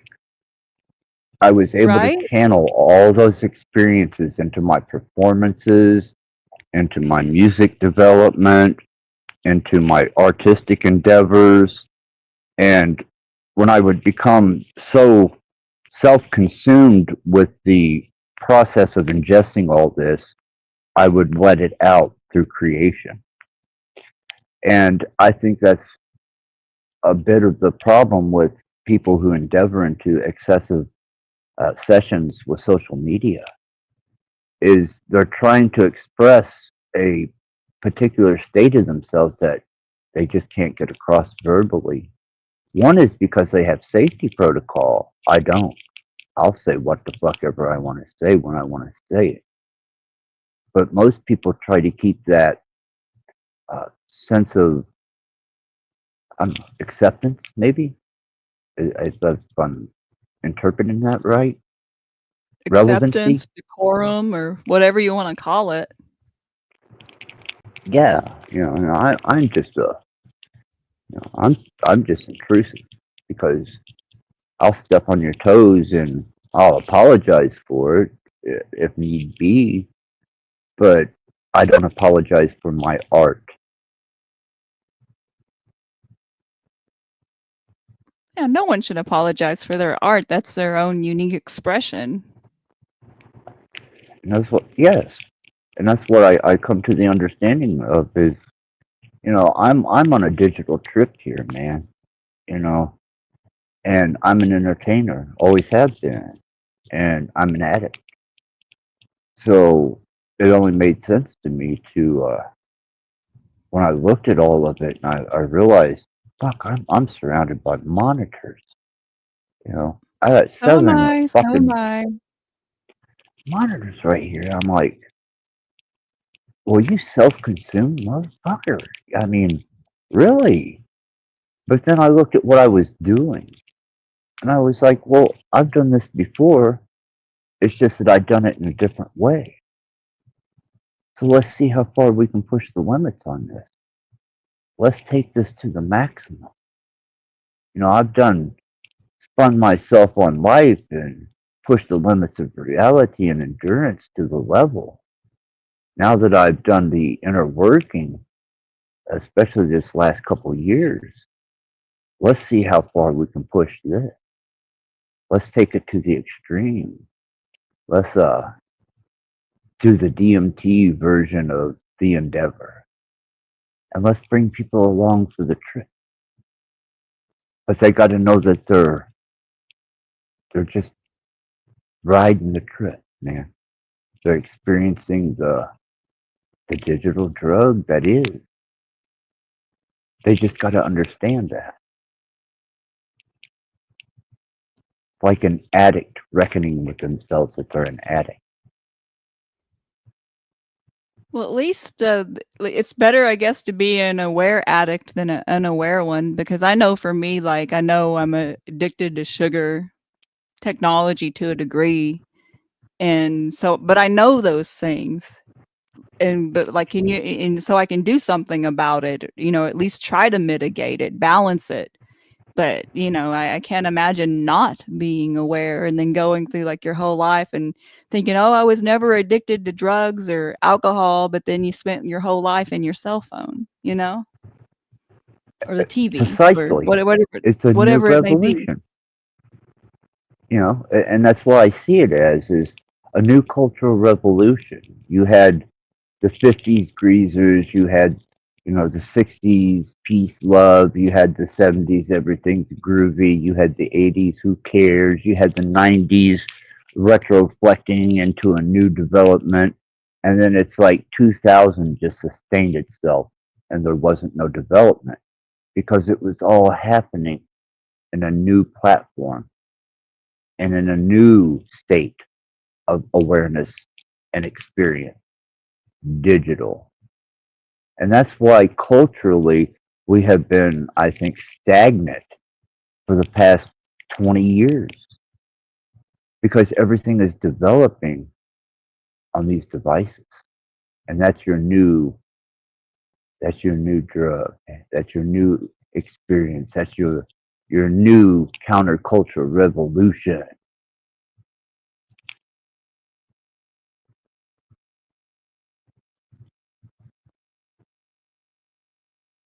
I could be wrong, but I don't think so.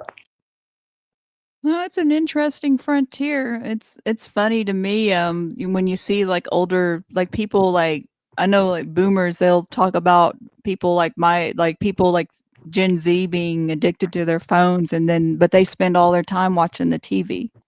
What's the difference? Especially those people who watch the news. They're feeding a chemical in their brain that's being released, the same as an alcoholic or someone who's addicted to opioids or amphetamine. They're addicted to that fear state of potential that's coming from the news channels, or those that find their common ground with these talk shows. I mean, it's no different. It's just a different relevancy in culture. Where in the 60s, the experience was more hands-on physical ingestion of lethargic acid and, your mushrooms and weed. Well, now this is a whole new trip and a whole new culture. And I would like to think that it's more of a cyber revolution.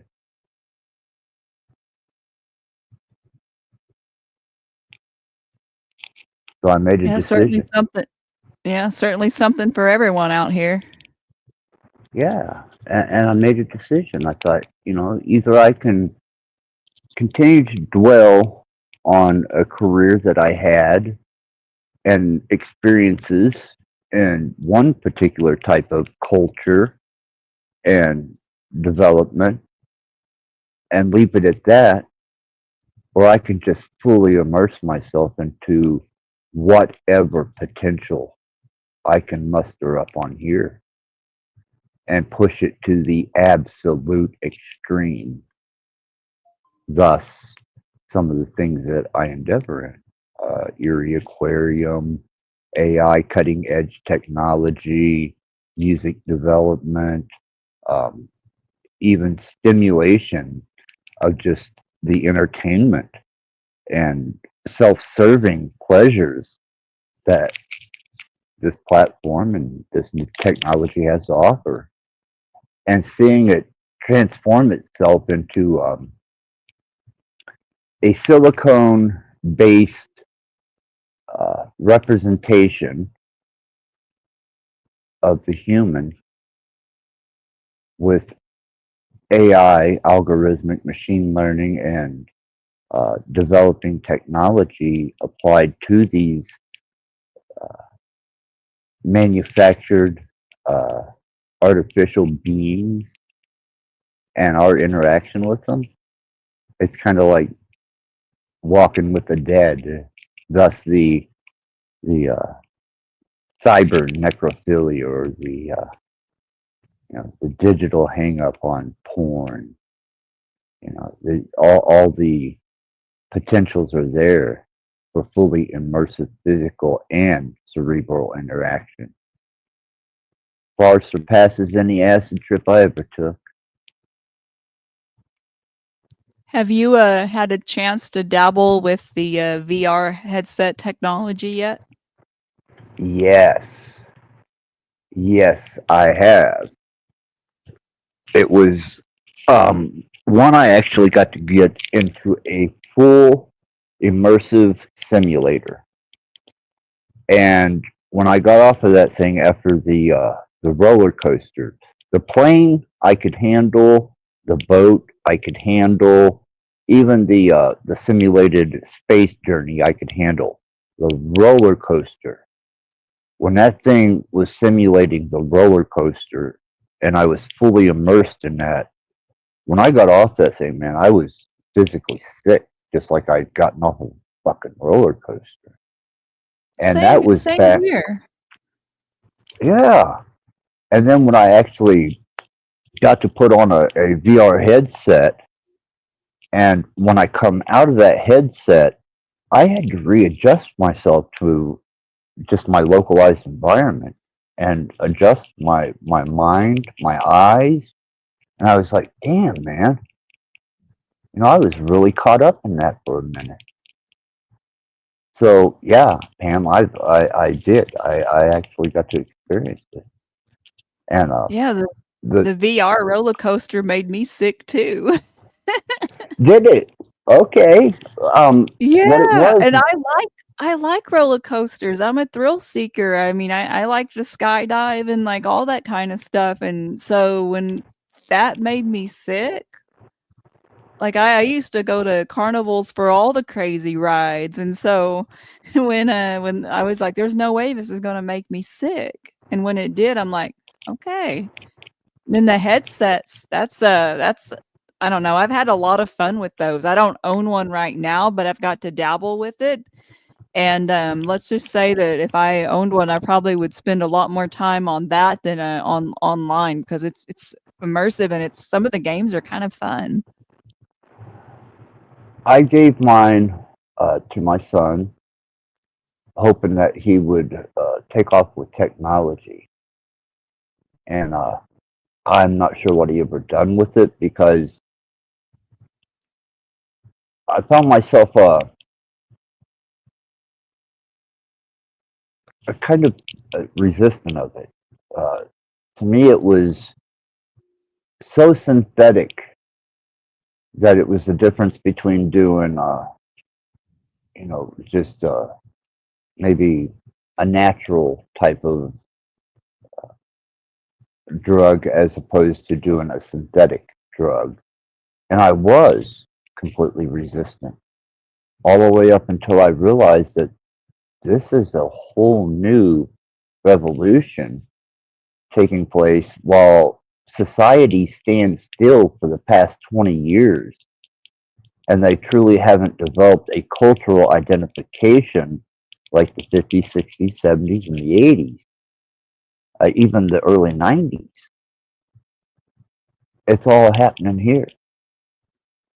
And I started examining the social disposition of all these different potentials of channels and interaction and the stimulation, and I was like, damn, The development of our society is going to be hinged on electricity and Wi-Fi now. Let's see where we can go. Until they pull the plug or something pulls the plug, and then what? And then chaos. Well, I think people at that point will be so socially removed from physical interaction, and they will have isolated themselves into states of confinement that they will virtually shut down.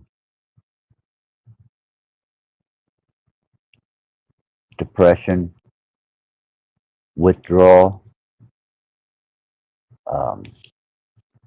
void, absence, and they'll just be hollow shells with a absolute horrific state of withdrawal. I don't think some people What? could live without technology. I believe that. I believe Like, that. And I'm I look at lucky. I people, didn't grow up with it, so as much as I love it, I can leave it if I need to. right? And that's I think that's one advantage that we have, especially for our generation and our age group, is we weren't born with these computers and screens and smartphones and instant gratification. We still had to roll the dice or move the We had to piece go on the game outside. board. Yes, interacting, camping, uh, leaving the house early in the morning to play all day until the sun set, and Right? knowing everything was kosher, cool, and okay. And I still have that in me. And I think that's what I was holding on to so severely, is because I spent 3 years out there with the whole United States as my backyard. And I was still on that trip. And then it just occurred to me that, wow,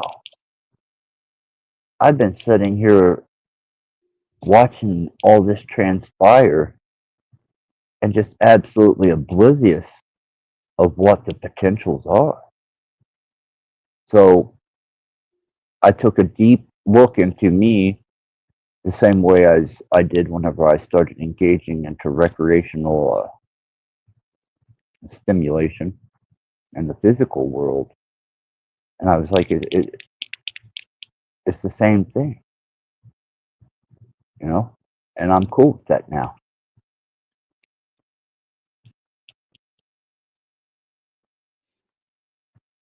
I will But say it when does, I tried those reality headsets, I felt awful goofy with that big box on my head. Did you?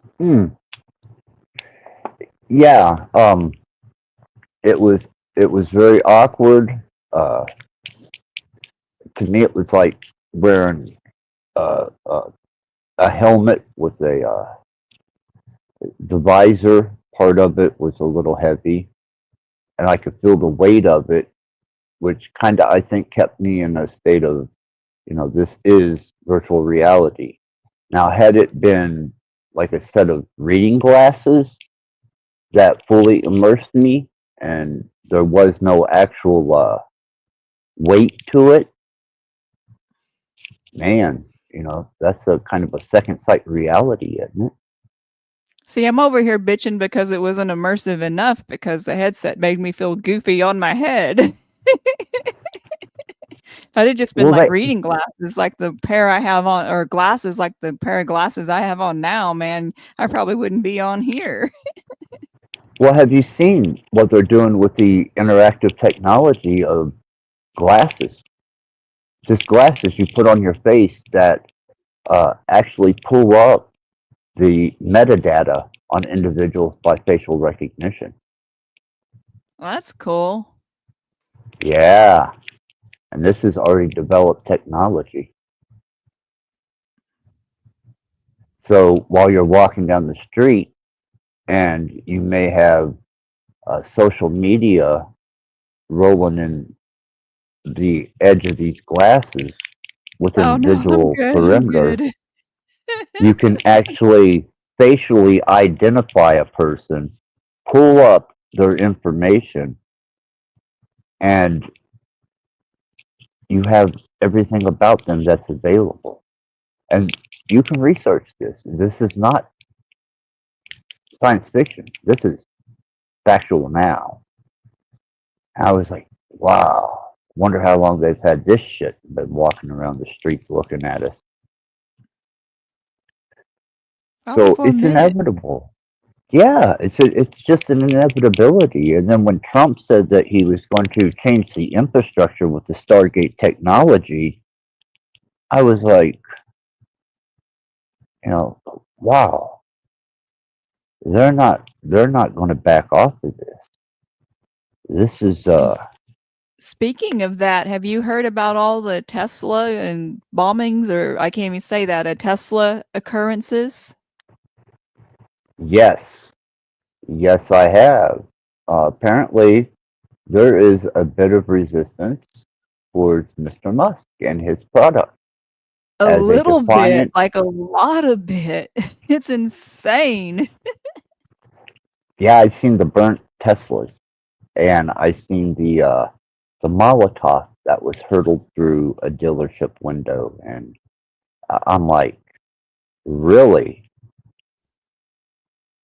This guy obviously, when he started engaging into the political arena with technology, pissing people off. But I'm wondering They what arrested one class? of them today. Really? They got one. One of the Tesla people. I think it was in Arkansas. I hear so many, like the news is crazier than ever. I don't listen to any of the networks. I listen to like people with channels that report it. And just hearing what's going on all over the country is insane right now. Well, Pam, I'll tell you, I had to go through a complete physical rehabilitation, a metaphysical rehabilitation, and a psychological rehabilitation, getting off of all the narcotics and getting off of all the pharmaceuticals and retrieving my health back using metaphysics. And I haven't paid much attention to world events or, the climate of the street because I've been focusing on myself and improving my physical state, getting rid of my medical team, readjusting my chemistry and my metabolism to not having all the pharmaceuticals in me. And I kind of stepped away, but even in that stepping away, that's whenever I come to the understanding and the enlightenment that I'm engaging in something that is culturally profound. Now to hear, which I did get to hear about the Tesla attacks, I was like, how close are these people to technology, or are they the ones that are a little more removed, or is it a financial thing? What is the motivation that's causing this? I mean, it almost reaches the level of, what was it, the BLM during those Well, and on particular that, days? they're talking about prosecuting them now. Oh, really? Oh, yeah. I did not know that. There's some big changes coming along with that. And there's been a lot of throwing around of the words of, domestic barrowism. I'm not going to say the other Ooh, word. You can get the idea. yeah. So with the Tesla stuff. Well, he does have a lot of leniency into the realm of the political world at this moment, and I think Mr. Musk has an agenda that some people may find to be intrusive, uh, may be unacceptable to what they understand. But I don't know the age group of the people who are reacting to this. I It's do. not our age group, it's younger. It's people in their 20s and early 30s. It's generally people that didn't have a problem with Tesla before, but now that he's associated with Trump, it's more or less a product of Trump derangement syndrome. Which is a phenomena within itself. Right. And my thing is I get why people don't like Musk. Like, I'm just watching him. Like, I didn't drink the Musk Trump Kool-Aid. I voted for Trump, obviously, because of the border and stuff. But I don't think they're heroes, and I think like they're doing some good things, but I see people worshiping them, but then I see like people criticizing Elon Musk, and I get that too, because if everyone doesn't think that he's got long-term plans and that he's not going to gain tremendously financially from being in this position, people are really naive because he has Oh, his he own has an agenda. agenda. I guess Yeah. right there it is. And so, like, but if Synchronicity. he can do some good, then cool. I'm here for that too. But to me, it's crazy to see all the people like putting all their hopes and dreams in like those people, and then you have like a whole other counter revolution, and it's just crazy to see all the antics that's going on right now. I'm going to be honest. For 4 years, the last 4 years until recently, I was kind of tuned out of everything going on, and it was just until like since I guess November or October I started kind of paying attention again. And so it's rather interesting to see how the political and the climate's changed. Well, it was like watching a bad movie that you weren't interested in. You know, Yeah. those of us who understood what was truly going on culturally and seeing them televise it with such ridiculousness, it was like a really bad sitcom that you just didn't want to watch anymore. And I think that's where people like you and I had the advantage is we were able to turn away from that and still keep developing without being caught up in the ridiculousness of this sitcom melodrama bullshit that they were pumping down our throats for so long. And now it's reached a peak. So I don't know, is it going to be the the lo-fi, low-jack people versus the fully immersive? Is it going to be a physical countercultural stand, kind of like the peace love demonstrations? I mean, what are the potentials here, and what are the equations that we're not even bringing into a potential variable on this? At least with the peace love demonstrations, there was some peace and love. I don't see what's peaceful and loving about throwing cocktails at a Tesla dealership and all the other stuff that's going along with it. It seems Right? to me like the biggest digital drug pusher is the mainstream media, and there's a lot of people that's had that stuff IV'd into them for the past few years, and I think people are coming apart at the seams, especially like the ones that are doing this. They're not they're not on they're on one political side, There is defining lines, Pam, and I hate to keep us falling into the stereotyping, but it's like those who understand technology and how it works, how to build a computer, uh, how to operate behind the system's files, how to code, as opposed to those that just use apps and the more interactive, user-friendly technology.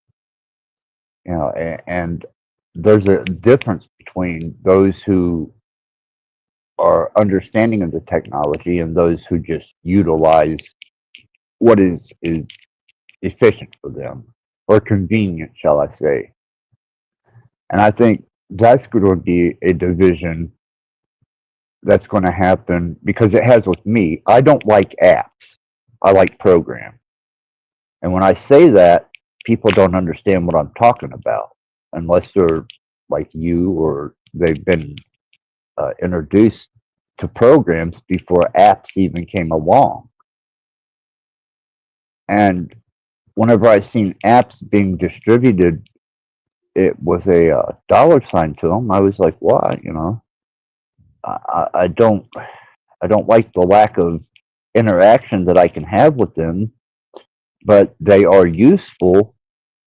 But give me a good program that I can load in off of a disk and be able to tweak, uh, be able to function with that is more relative to a user of, I don't know, developed caliber, as opposed to those who just download apps for whatever convenience they need.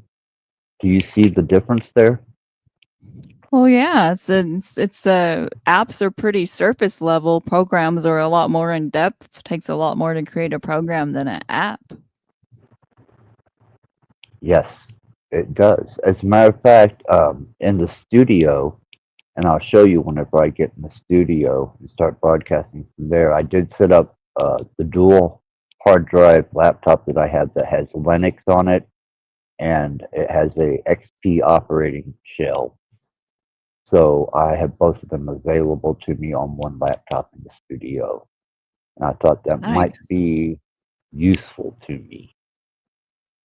And to me, that's just, that's common. That to me, I understand that. But whenever my friend brought her kids over, and one of them has a TikTok channel, and he was recording my snakes, and he was loading them on the TikTok channel.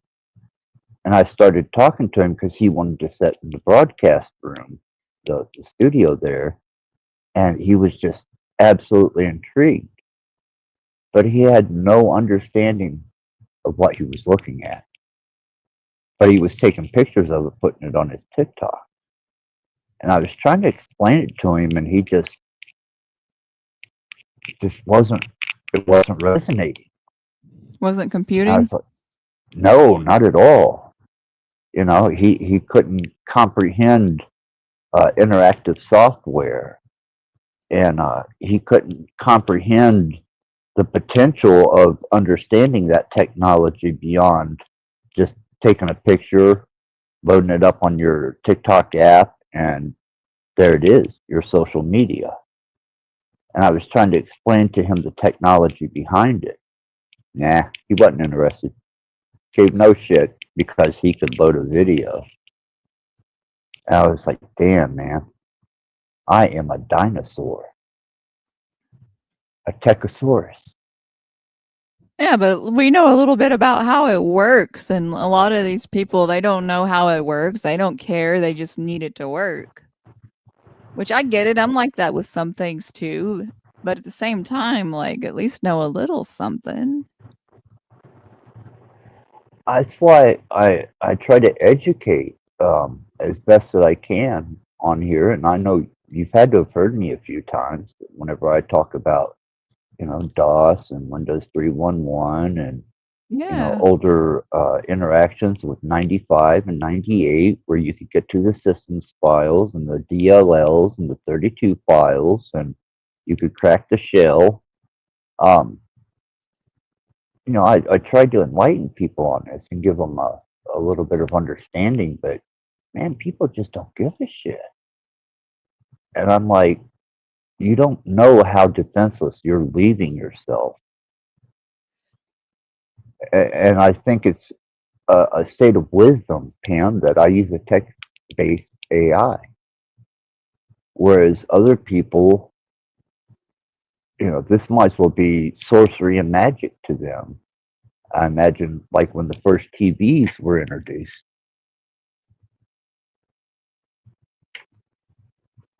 Oh, I'm sure.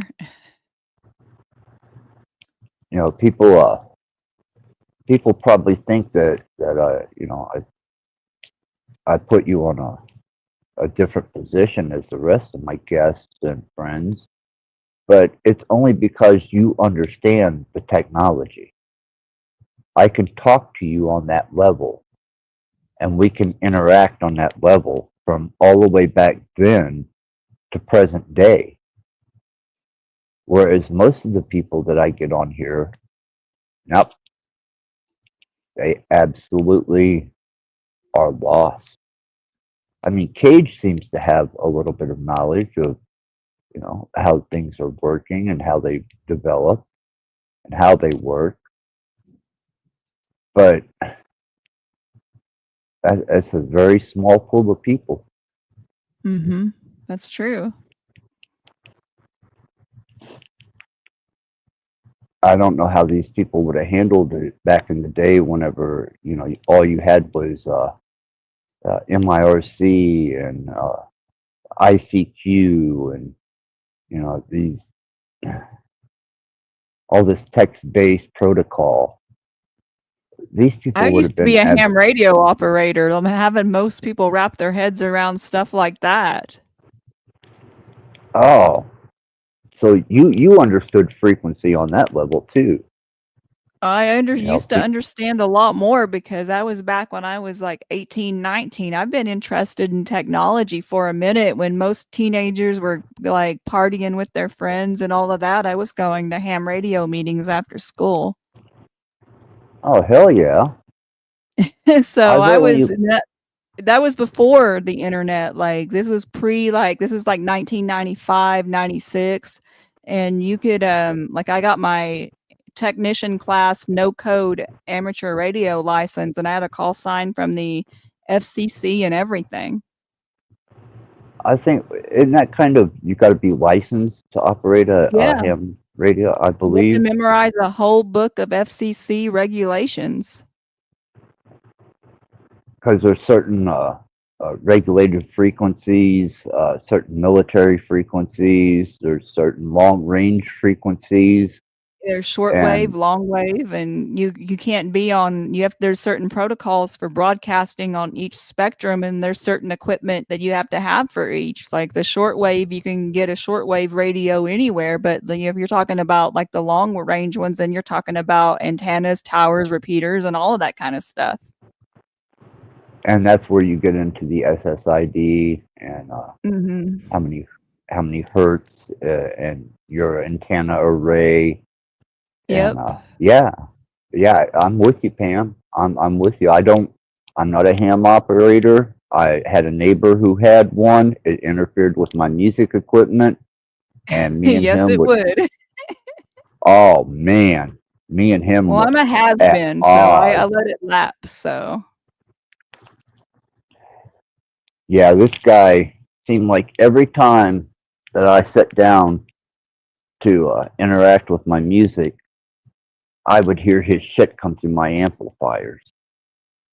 Nice. And I would beat on the wall, beat on his fucking door and be like, dude, really?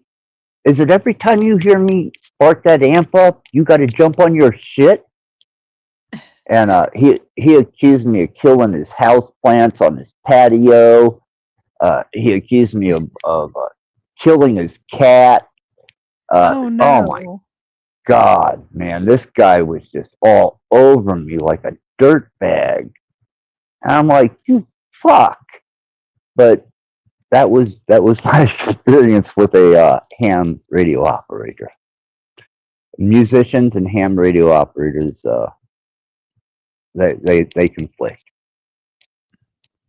Yeah, that's true. I thought it was interesting to me to see all the, I don't know, like seeing all the antennas and all the like people at the time, the internet wasn't a thing. So talking around the world through ham radio was a big thing. And then like 2 years later, after I get my license, like AOL comes out and then it's like, well, no need to keep up with this. I wonder if this guy's still doing his operation, because I mean, he was a devotee to it, but there was internet at the time that he was a devotee to it, and I had a laptop. I had a tower, and I was fully immersed in the internet and music, but I still had open amplifiers. But I was using digital technology to record my music, so I was using both mediums. And this guy, like I said, was like a cheap suit, but I understood the concept of what he was doing only because I used, the old satellite dishes and dongles, and was using millimeters to adjust the SSID signals. So I'm with you on that, but outside of that, the licensing, the ins and outs, the pros and cons, could not even begin to elaborate. I thought it was interesting because at the time I thought it would be cool to like work for this is before I got disability and realized I really couldn't work because of the driving thing and the vision thing, that I thought it'd be cool to work for FEMA, because where I lived in Oklahoma, we always had tornadoes, and I thought disaster relief would be interesting. And so if you're a ham radio operator, you get to go on storm chases and stuff.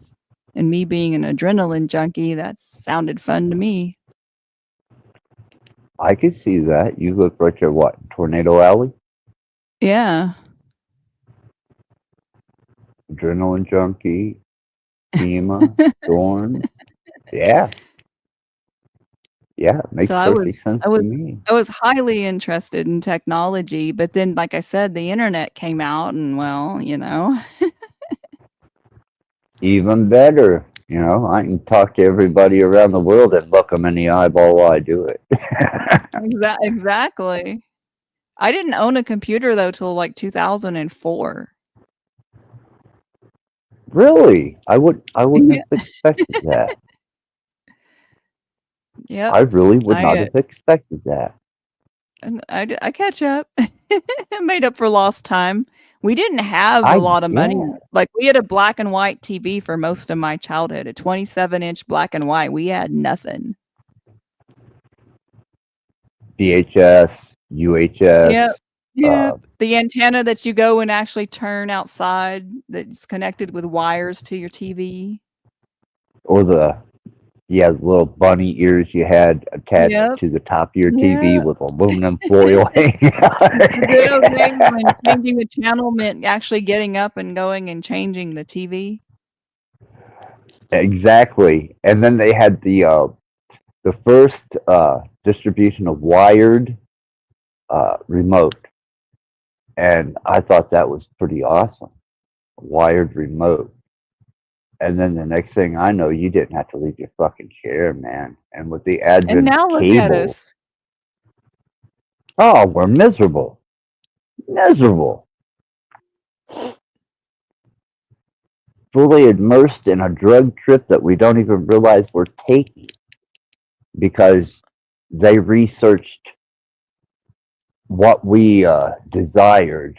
They figured out the core of our addictions and our need to stimulate and engage in these processes of emotions and various chemical and cerebral changes. I was like, wow, man, these are the biggest fucking drug pushers in the world, a cartel beyond cartels, because this is coming down to a science, not a potential of psychedelia as we knew it back in the day, but a variable of unlimited potential.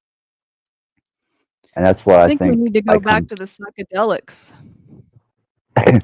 Oh, well, I'm not going to throw them off to the side and forget about them, because you never know. I'm just saying, as society as a whole, society needs a good shroom trip, and I think we'll be able to handle technology a lot better after that. Oh, man.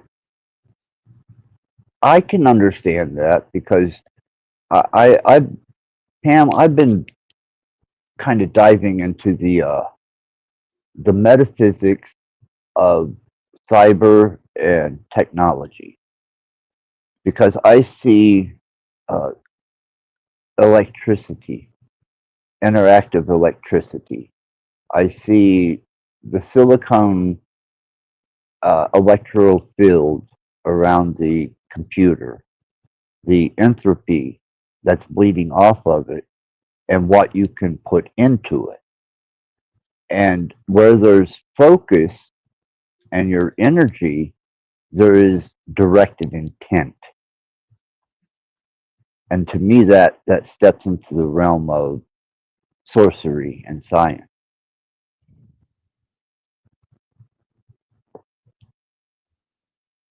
Yeah, there's a lot more going on to this AI stuff that meets the eye. People like that really interact with it. I know when I'm messing with it, like I feel energetic shifts at times. Well, it would be let's take some basic symbology. Let's say I start putting up images of a Star of David.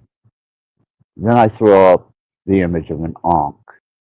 And then I throw up an inverted pentagram.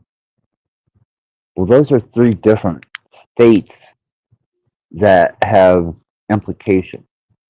Your mind goes to different places when you observe those symbols, whether it be fear of an inverted pentagram, or the esoterics of an Ankh, or the devout devotion shown into the Star of David. And I was like, I'm projecting potentials here. And I've already done the work with the frequencies to adjust the cerebral state of people who are on panels. And I've done the subliminal imagery of BMP embedding and then turning it into a JPEG or an MP4. And I was like, man, I can be right blatantly in their face and change their perspective and mode. So that's where I kind of understood the exchange of energy and potential. Which is also, to my, and I correct me if I'm wrong, but whenever you create a song with the images, aren't you trying to maybe potentially get people into a certain, I don't know, state? Well, yeah, before I start creating, I connect with my higher self and wish that the outcome reflects the highest intention for whoever receives it and all of that. Isn't that a type of digital sorcery? It could be called that. Yeah, you're a sorceress, a digital sorceress. I know when I interact with it in that regard, I feel the energetic changes in my solar plexus and heart chakra and all that. So I feel, it's not just code and data. There's something else there going on. I can relate, Pam. I truly can. And, even the earlier influencing the field stuff that I was doing with the cult of Axis, I realized at that point in time, projected intent had an effect on technology, and technology had an effect on projected intent. And the only medium that was involved were humans, the mind of the human.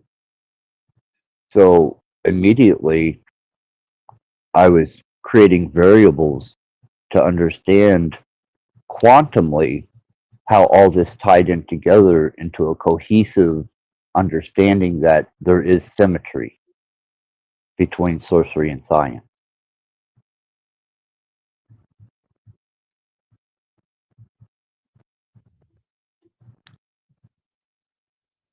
Pamela's mystical sense. music, sorceress, digital cyber sorceress. There it is. Something like that. It's in me somewhere. I believe it. I was absolutely intrigued by your development of music and how you were approaching it, and the way that you were using prompting and AI in the beginning. And now that I understand myself a little more and what my application is to this new technological frontier, not that the technology is as new as it was back in the 90s, it's still developing. And if I'm going to be a summonser or a invoker within the three-dimensional realm outside of the digital realm, why not carry that into the digital realm? I've already done it with frequencies, imagery, sound, intent. Let's see how far we can really push it.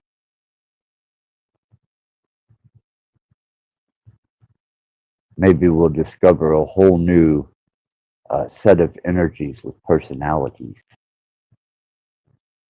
to teach, instruct, or to guide us straight to hell.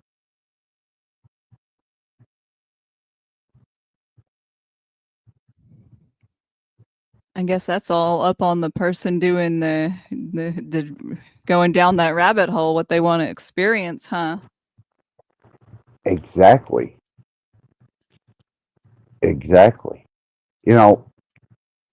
When you look at the different factors, amongst the countercultures, you take the 60s drug use, the rebellion against the man and authority, and that staple of that culture developed and it matured, but it was taken into a commercialized situation where it was no longer malevolent to society. It was benign and marketable. And then you take the New York nightclub scene, the gay scene, and some of the underground clubs that spawned disco and that whole, movement of sexual liberation and, gay rights and empowered females. And that became a cultural staple, but it was also turned into a commercialized state. I mean, look what they did to disco, to the point where you had the Chicago disco burning.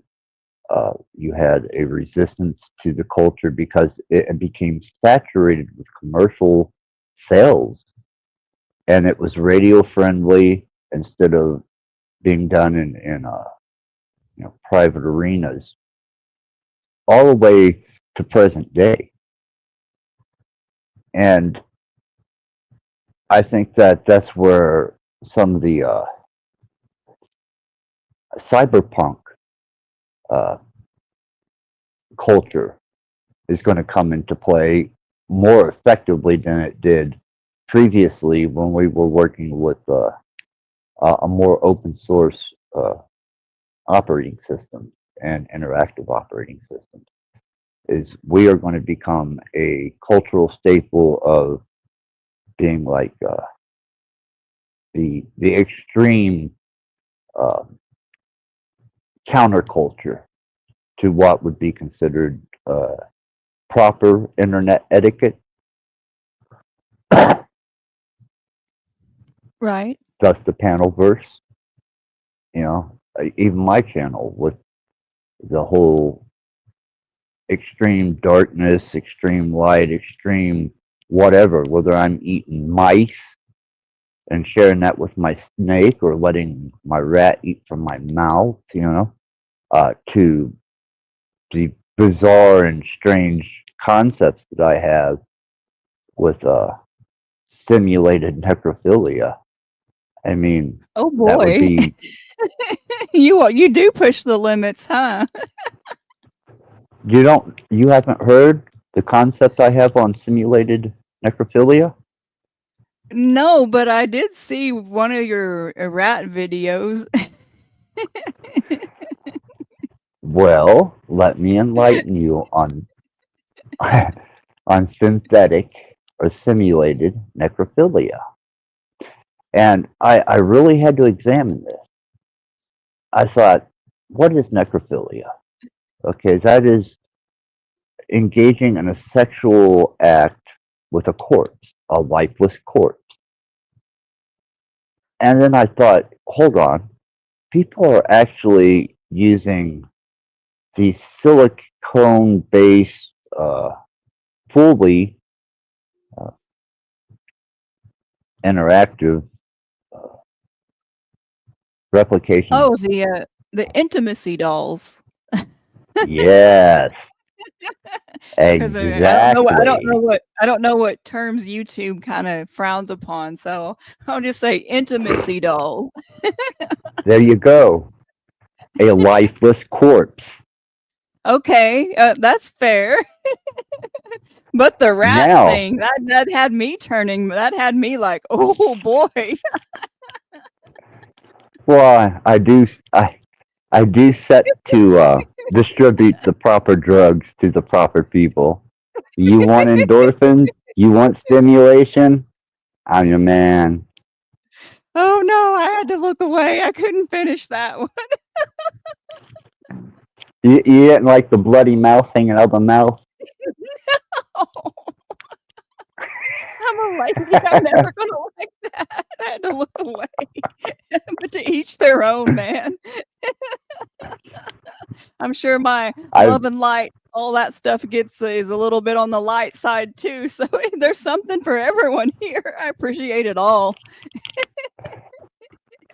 Exactly. And you know, I endeavor to entertain, and I do. You know, it's just that I'm more of an extreme. Yeah, I would say so. But the extremes are needed too. Well, you got what? Kiss, Alice Cooper, Marilyn Manson. I mean, Exactly. Ozzy you Osbourne. know, yeah, these were all idols of mine. I mean, except for Brian Warner, Marilyn Manson. I have indifference with him personally, but you know, the rest of them, shit, man, they were potential foundation for what I became, all the way up until the Chicago scene, Wax Trax Records, the goth punk scene, the industrial movement, the Rust Belt, industrial metal movement. You know, that was what truly created and developed my character, as far as, you know, S&M, bondage, sexual hedonism, drugs, indulgence, extreme appearance with my outfits, my hair, my image, and I rode that, man, like it was a wild horse, and I was going to stay on it for the rest of my life, and I haven't got off yet. You wanted the whole experience. You had all the extremes. Well, yeah, and I had good role models too. Al Jorgensen, Trent That's Reznor, funny. you know, even earlier influences I had, and you know, as far as like Ozzy chewing the bat's head off, which was a horrible accident because he did not think that was real, if you know the actual story. Yeah, And some of the extreme antics that some of my role models, Motley Crue, with the Satanism, you know, Shout at the Devil and the Pentagram and their extreme Highway to look. I Hell was and like, all of that. exactly. And That was one to of my me, that favorite was, songs. oh, they were feeding the beast here. I was like, more.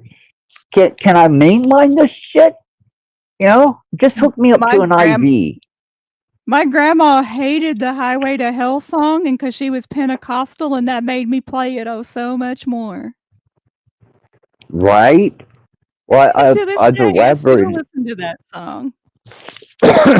Oh, I've got the AC/DC anthology. You know, Nice. all the way back to Bon Scott. Oh, absolutely. Bon Scott to me was another one. He was an inspiration. You know, two-fisted, fucking oversexed, fighting, you know, drunk, drug using, loud, just personification. And I was like, I was man, this listening guy to is off the Jackal hook. yesterday. Oh, Chainsaw, yeah. Yeah, Jackal's into all of that stuff. You know, we couldn't run those motherfuckers out of Louisville. There was a club circuit in Louisville, and people like Jackal would come in, and they would ride the whole circuit. So you had a whole month of these assholes going from club to club to club. Oh man, I love that And- lumberjack song. I don't get tired of that one. Or what But about the everybody Better Than had- Chicken song, Axis? I bet you like that one. You know it. But, you know, if you're going to endeavor to entertain, especially in this arena, then be prepared to entertain.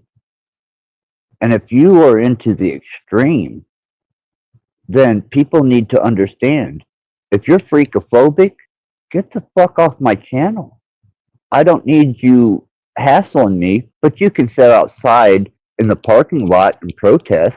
I don't mind that at all.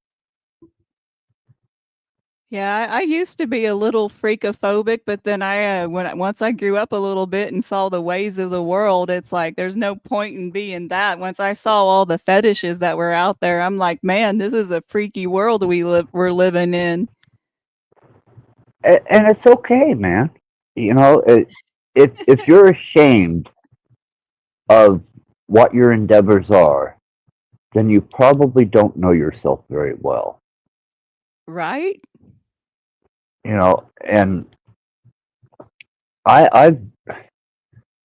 what level of shame do I have left that I haven't exposed? You know, I mean, for real. That's true. I have revealed and been directly honest about my endeavors, my indulgences, my overindulgences, and I've tried to be as sharing with them as I can. They haven't always been received well, but hey, man, At least you're who you are. Yes, yeah. I'm not going to put on some false sense of platitude for social acceptance. Hell no, man. You know, I'm a freak. I'm a freak, and I'm still developing. Right? Like I said, I Yeah, want 6 of grew up those. with the way I grew up. It took a bit of deprogramming, you know, all the religious indoctrination from like the Southern Baptist and the Pentecostals. Right.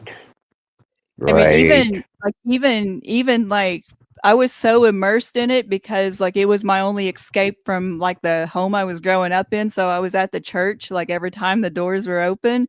And so, which was multiple times a week. And so I got that stuff like drilled in my head. I still remember verses of the Bible till this day, and I haven't cracked that book in decades. Those people were methodical. Are you talking about cult behavior and programming? Well, yeah. Those guys are masters of it. And but that was what fed and fueled my rebellion. Is even at that age when I seen the just the bizarre behavior of someone going out in the spirit and the preacher being so emphasized, and then growing up with the families that were going to the church and seeing how they acted outside of the church, And then they were burning my witchcraft books, my Ouija boards, my records, and I'd come home with prayer cloths underneath of my bed, little prayers shoved, different places, and half my esoteric and record collection in the garden burnt. Oh hell, I was madder than fuck. Fuck you, Oh my goodness. motherfuckers. I know exactly what you son of bitches do when you're not at church, and you want to burn my shit? Fuck you. So I just They took do it all to the the same things absolute that we're extreme. doing. Yeah, it's just that they kept it out of the pulpit. You know what I mean? And I'm like, no, man. If I go to church, you want to hear some sins? I'll confess some fucking sins. I'll cause that preacher to have to pop a Xanax and smoke a joint. You want to play this game? Well, I'm about it. And thus began my infiltration of churches and various, we'll call them fraternal clubs, fellowships, brotherhoods, anything that I could infiltrate, understand, comprehend, and if it didn't have anything relevant, or it seemed that if you didn't dance the proper way, I wasn't interested. I'll take what I want from it, utilize it, but the rest of you fuckers, all you're doing is feeding the beast.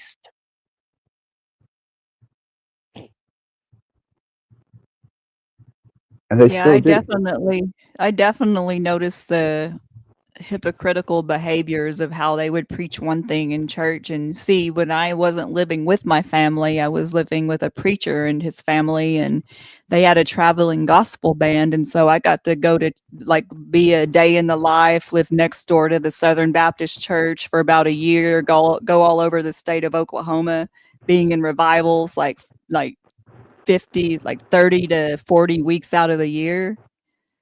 So it was a good time. Not. Right? Oh my Right? goodness. And these people, most of those people still think the exact same way, and I'm like, nope. I've family all that were engaged and involved in the church are on their deathbeds or dead, especially the more devout ones, the ones that really tried to cause me the most grief. They're dead, except for my mother and one aunt. And they're on their way out. And I'm like, good riddance.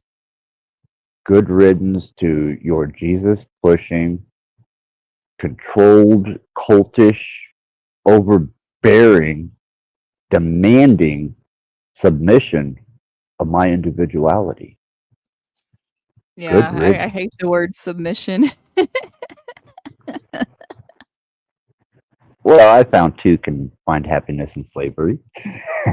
Well, I don't know about that, but I just mean in general, the whole religion is based on that, and especially how they screwed over women and stuff. And yeah, don't get me started. Oh, I'm talking in the bedroom. I'm sorry.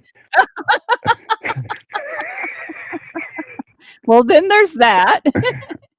It was funny, Axis. I was married for 13 years, right? And I had a philandering husband, and he was into all these little things, and I was, didn't know about things, and so I went in to explore the things he was interested in. So I got on the internet and started doing some researching, and when I saw the amount of crazy, weird ass things people were into, it was insane. I mean, I'm not even talking about the Dom sub stuff. I mean, the crazy stuff. I was just like, oh my God.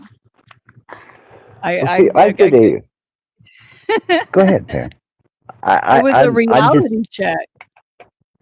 Exactly. And one of the most peculiar fetishes that I had to find some type of solace with because I couldn't.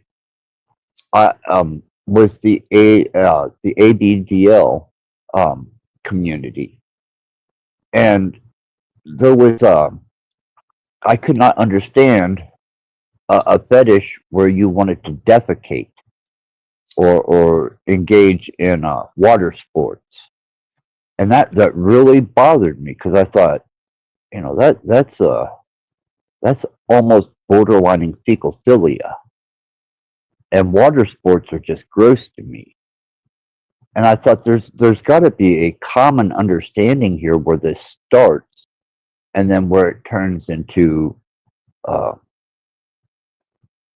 almost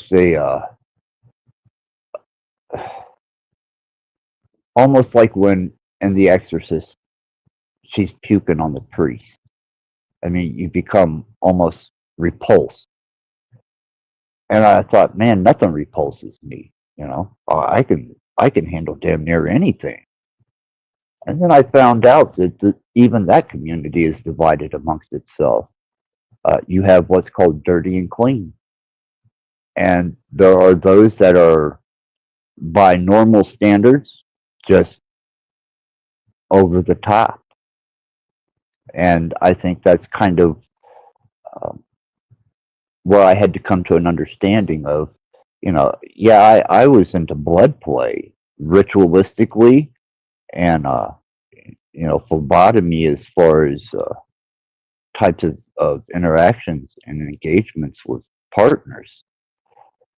But there's a potential crossing of the line there.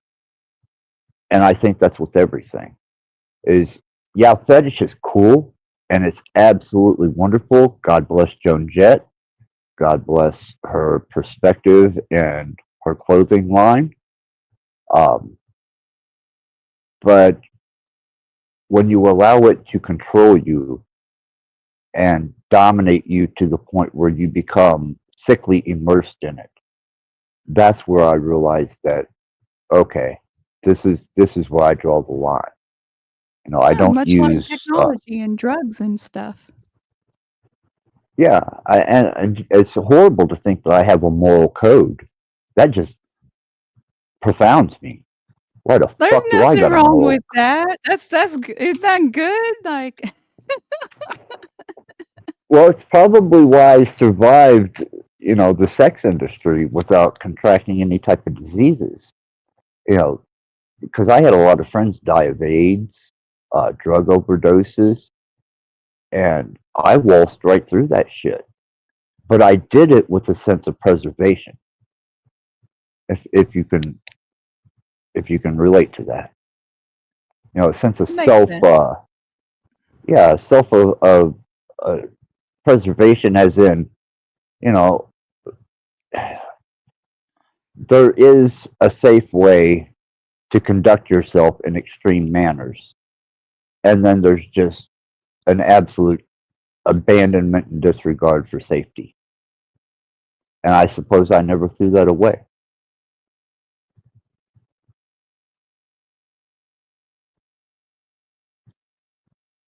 It's just, to me, a So crazy world we live in with all the ideas and options available for people, and people choose what they choose, and it's a crazy world. well, I got to experience so much because I didn't have those safety protocols in place for engagement of observation, or being in those crowds, or being amongst those people. But I had my personal limitations, I guess. And even owning the dungeon, I got to see people engage in things that, to me, uh, I still will not speak of. But I couldn't, what could I say? Other than, damn, you're convicted. You are truly devoted to your craft. And I guess I take that to my entertainment, whether it be personification or imagery, or devouring a dead mouse. You know, I just have less safety protocols than most as far as my extreme behavior, but I do have a sense of self-preservation, and Oh I think yeah. that should be exercised on technology too, especially with imagery, video that crosses a particular line and feeds uh, particular types of people that are predators, potential threats, um, people with indignant behavior or trespassive or violative behavior. That's where I draw the line. You know, leave the kids alone. You leave the disabled alone. You leave the less developed and fortunate alone. Um, you know, you don't flaunt your intelligence to browbeat those who aren't as intelligent as you. And if I have any moral coding in me at all, it'd be that. Yeah. I just try to move through this world and treat people in a way that I would want to be treated, you know? And that's not hard, man. Especially when you're on the other side of a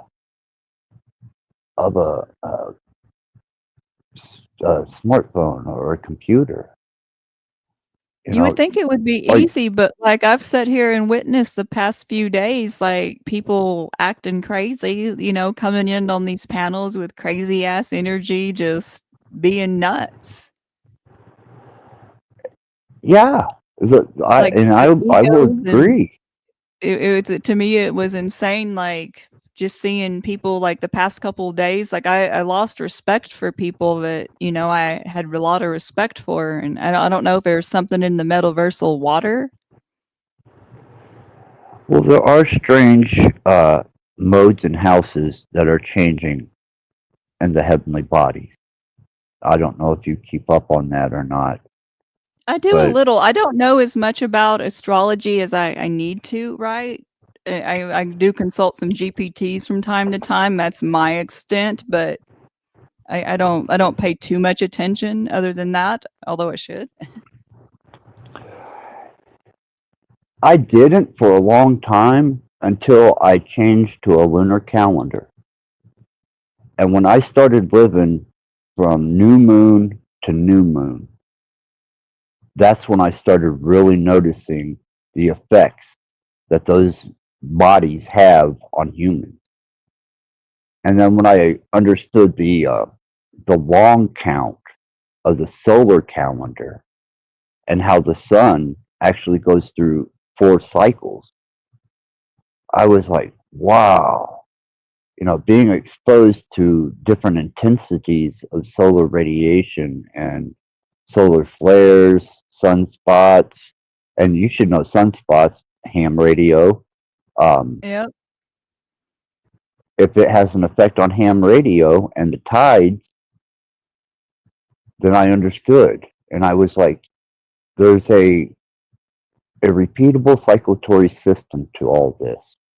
And people do not realize, such as, you know, being influenced by social media, that these illuminaries have been influencing humans probably since our present physical adaptations of ourselves.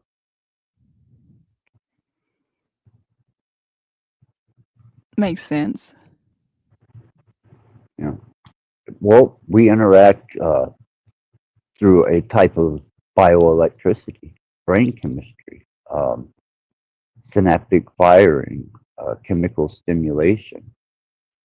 And if you look at the fractal nature of things, the macro, the micro, as above, so below, it just seems that that would make sense. You know, um, energy affects energy, whether it be in a positive or negative state. And it takes both polarities to create a charge.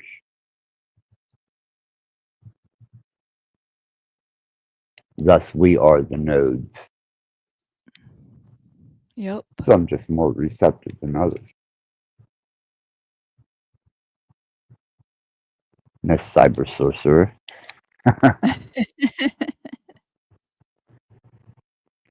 Now I'm going to look at your some of your music now, and I'm going to be examining what.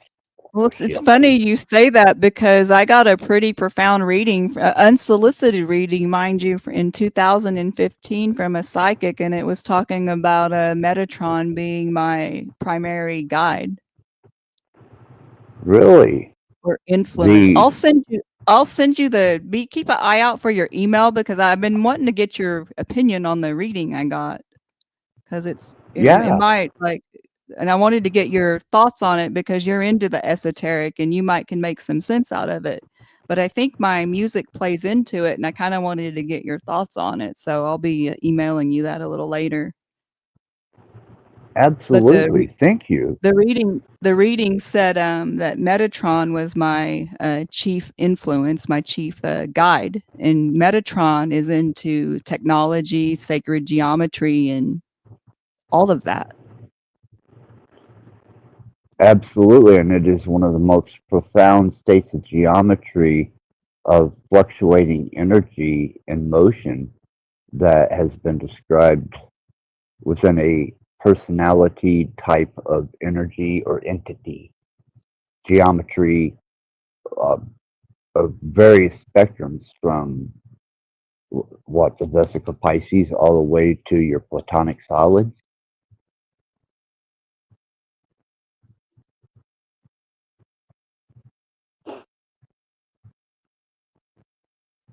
Did I lose you? No. Good. I hope I lost everybody else, though. Everyone else went away. Singh dropped off. Casey was going to be back, but she hadn't. I sure like Casey. She is a really subtle energy. And man, my heart goes out to her. I felt so bad when people were cutting her off last night. Like she kept on trying to talk and like people would ask her a question.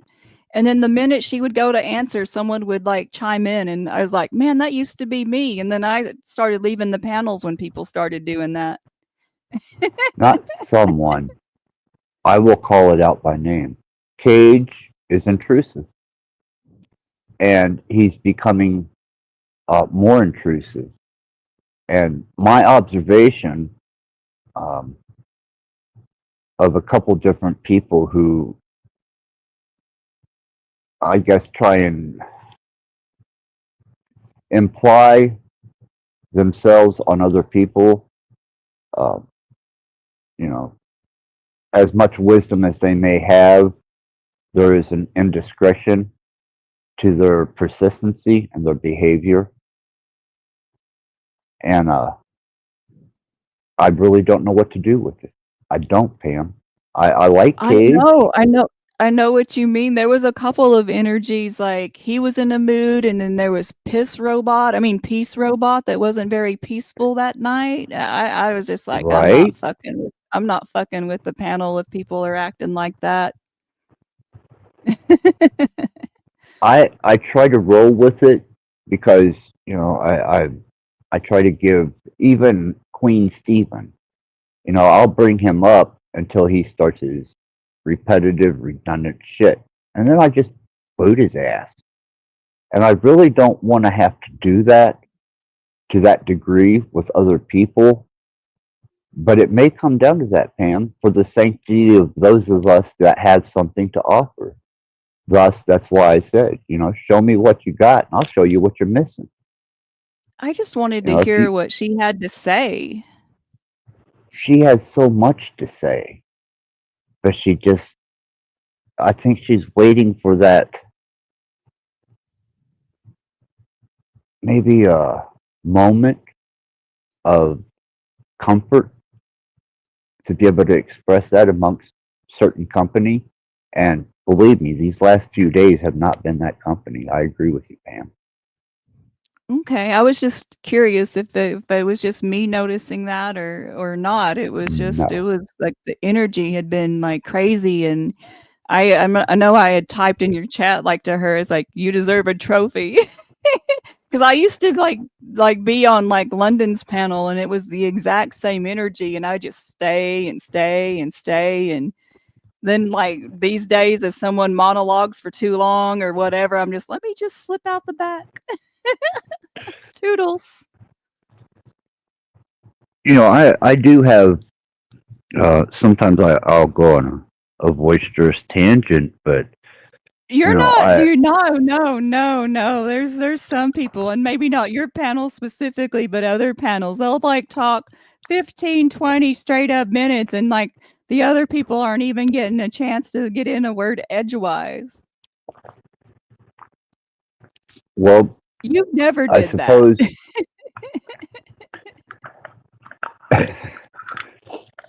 And they call me a narcissist. I'm just saying you never did that, but other people have. Well, I try and give an equal stay.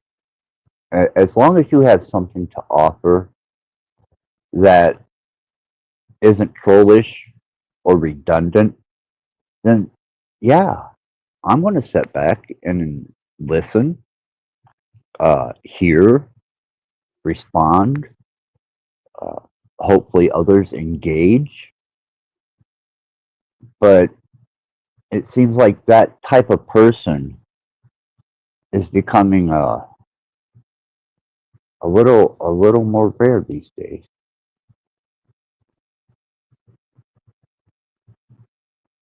I just hope they take an introspective look, or at least review their behaviors and correct themselves to allow the flow of energy and information, wisdom, and just absolute sharing to become the more important aspect of these panels, or at least mine, you know, at least this channel.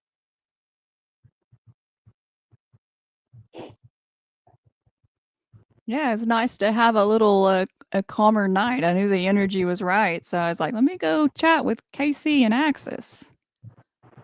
Right? And I feel really bad because Casey was really being open with herself tonight, and she almost brought me to, you know, an emotional state. I was like, wow, this is a really appreciative person with such subtle energy, and she's being grounded out by nonsense and a sense of self-promotion or idealization.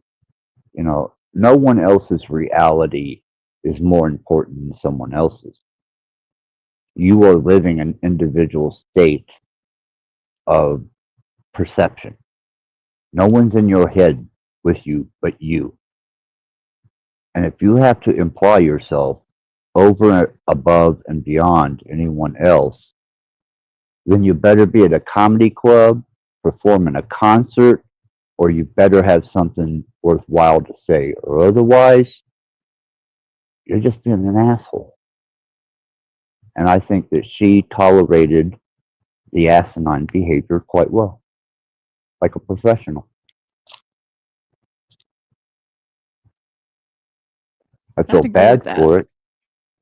I wish she would have been able to have, especially tonight, been able to stayed and talk more about her music. I didn't even know she played piano. No, me either. And that one was like, wow. You know, I didn't expect that. Her professionalism, it exceeds her. And that subtleness and that willingness to understand and learn, those are traits that are inherent in teachable people.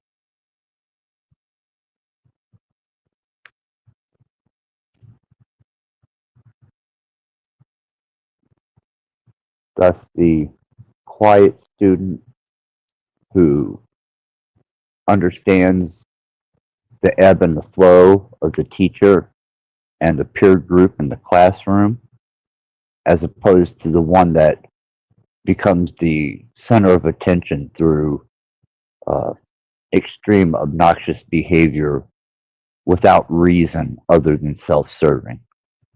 Because they think they So are the teacher and everyone else is the student. exactly. And I haven't ever stopped learning, Pam. I still Oh, learn me to this neither. day.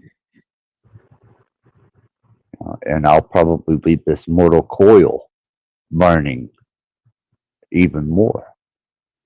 Because I don't think that by any shape doesn't mean I'm a perfected or all-knowing person. I am flawed. I am abstract. I am socially reprehensive. Um, Spiritually bastardized. I mean, I am reprehensible to most, but I'm still learning.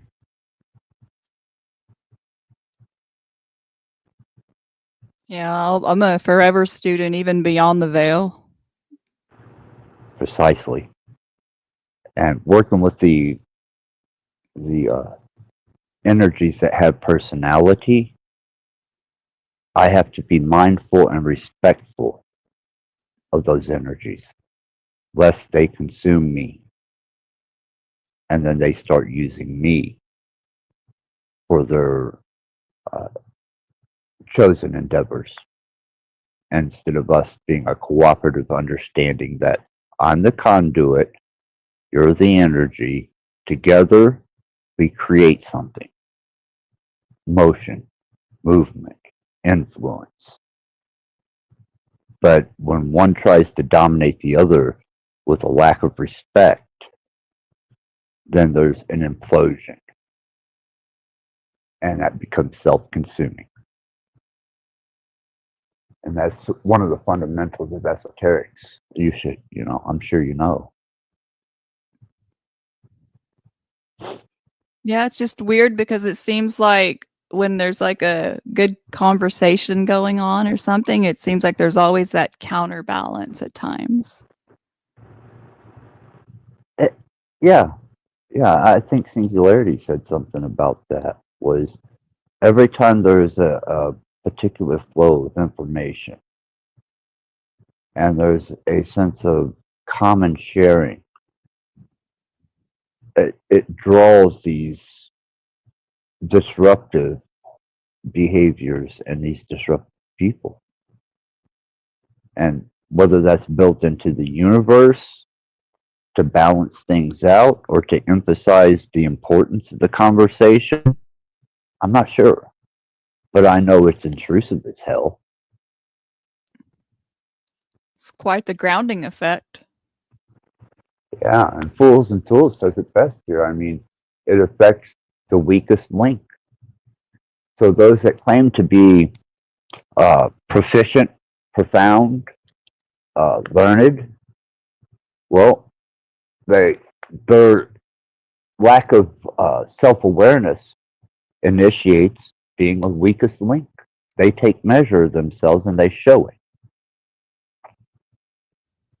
And I won't do that, I'm not going to allow you to measure my possibility with good or evil. Don't define me. Because the minute you try to, you will find that your measurement is absolutely incorrect. It's all on a spectrum anyways. It should be transcendental. It's like people will like think in these boxes, like you're either good or evil, angelic, demonic, sinner, saint, whatever you want to call it. Like everyone just wants to put you in a box so that way they have you figured out, and then that's like, I don't know. In my mind, once I put someone in a box, it robs them of their potential, because how hard is it for them to get out of that box once I put them in it? So let's not put people in boxes. Exactly. And if we learn anything from the observation of the double slit experience or experiment, is that once you observe and you solidify something into a state then that's all it can be to you. But that wave of possibility,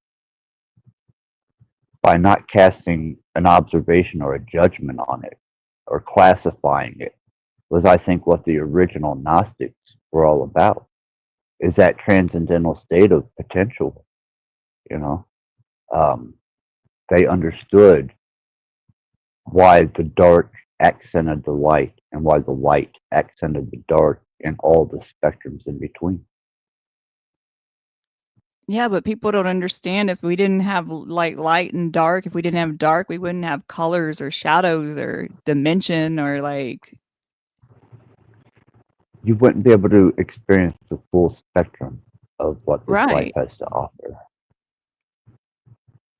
And it does have quite the indulgences to endeavor in if you remove those safety protocols.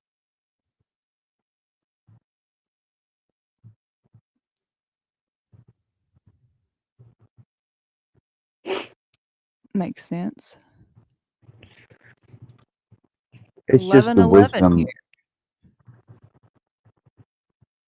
Oh, again, Casey Mhm. popped on at 11:11. Now we have a Mhm. synchronicity, 11:11. Mhm. Very nice. Yep. I just looked at my clock. Very, very nice. Those things, I think, happen when the equations and the variables line up and there's coherency. I've been seeing those numbers all day today. I was making a video earlier and a couple of songs, 11:33, 22:22. You know how you make the chapters on your video where people can go to the songs? Yeah. And it was like, Yes. it was just synchronistic numbers all over the place. I've been seeing them like all day. Well, we are, and I'll say it again, Pam, is we are in a state of mode and cycular change. We're entering a different house, a different cycle, or actually a different portion of the continual cycle. And the energy and the synchronicities of those who are a part of the natural flow of this are cool. You know, we're cool with it. We're riding that potential. But those who either aren't aware or resistant to that, I think those are the ones having the issues. I could be wrong, but it's just an observation. Mm. I think their resistance to the flow of what their influences are is causing them to become static.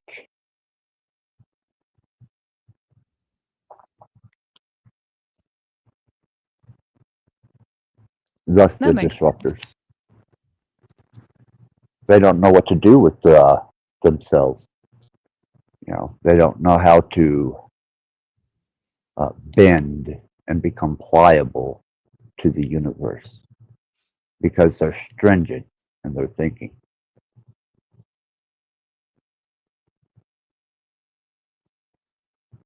Damn, we almost sound semi-professional, Pam. This is scary. I know, right? It's amazing what happens when the energies play out. It's absolutely wonderful, Pam. I always have good exchanges with you anyhow. Likewise. And, you know, I think people, if anything, we set an example for fluid energy productively in motion with forward thinking. Well, I'd rather think in the future than the past because that certainly hasn't worked for anyone. No, if you don't see the brick wall coming, because you're looking at what's behind you, you're definitely going to hit it. And it's going to be a nasty situation. I agree. Yeah. Just a little bit of forward observation, thinking, and momentum. And you're going to understand the flow of the universal highway much better. I agree. You know, and Speaking of momentum, I've got to get back to my momentum and get back to work, but I wanted to come up here and talk to you and Casey when she was up here because the energy was right for that. But thank you for having me, and I'm going to be emailing you that reading shortly. I'm excited about that. And Pam, you know you're always a welcome guest here. You're much appreciated. Very much appreciated. And thank you. You honor me. Well, I appreciate what you bring to the table, and I appreciate what the panelists bring to the table here. And it's always a good, it's a good interaction with you. I appreciate that because you've always been really respectful and easygoing, and I've always had a good time interacting with you. Well, for being the dark, creepy, weird motherfucker that I am, I will take that as a compliment, and I will. Well, I consider cherish myself that. a light version, a light opposite. So opposites attract. There it is. There it is. We have polarity. Exactly. We're all good there. Right on. Right on. I'm gonna throw a song out there, and if nobody, I'm gonna put the link out there, and if nobody comes up, I will say that this was an absolute wonderful endeavor. Likewise, and I'll be listening. I just need to get back to work. I understand that, Pam. I understand that completely. And much love and light and darkness and whatever may be to your endeavors. Oh, yes. I'll enjoy the light and the shadows. I'll take care. Okay, Pam. Thank you.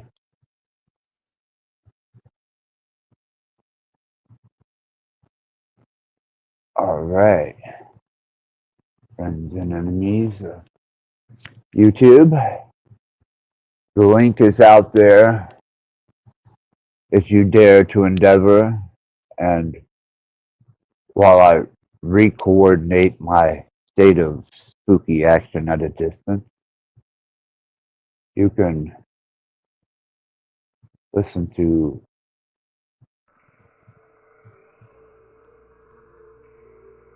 A lot of these elders need to hear the truth, man. It might not be what you want to hear. You need to be told what you need to hear, not what you want to hear.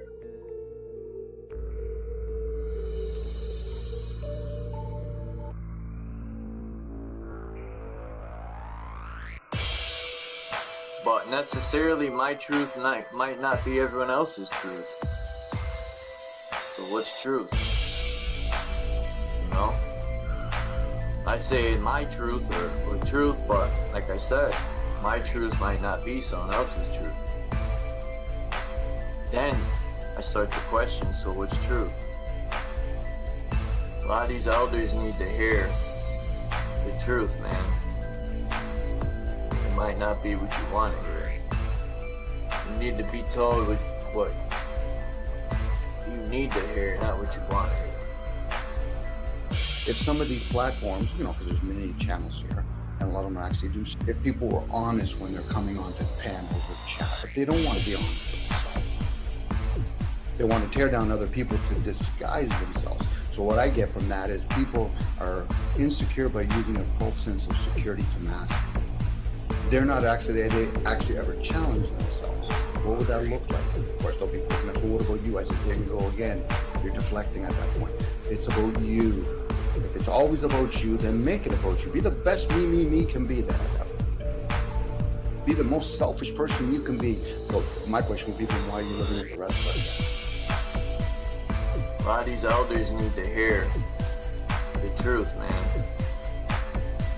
might not be what you want to hear.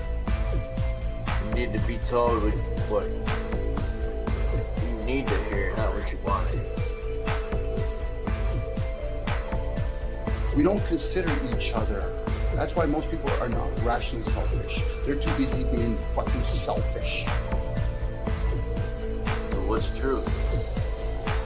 You know? I say my truth or truth, but like I said, my truth might not be someone else's truth. Then I start to question, so what's truth? A lot of these elders need to hear the truth, man. It might not be what you want to hear. We don't consider each other. That's why most people are not rationally selfish. They're too busy being fucking selfish. A lot of these elders need to hear the truth, man. It might not be what you want to hear. You need to be told what you need to hear, not what you want to hear. We don't consider each other. That's why most people are not rationally selfish. They're too busy being fucking selfish. A lot of these elders need to hear the truth, man. It might not be what you want to hear. You need to be told what you need to hear, not what you want to hear. Because it doesn't serve them to, what, I'm going to sit there and hear them say, okay, so should I tell them that they're caught up in their own world? I'm just going to replace myself. Axis, you can take over for a while. It's your shift.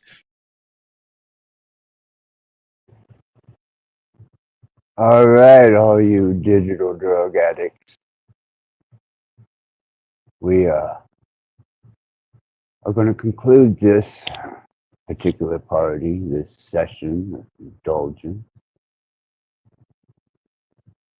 And we will see you at a later time. Axis Rattblood out.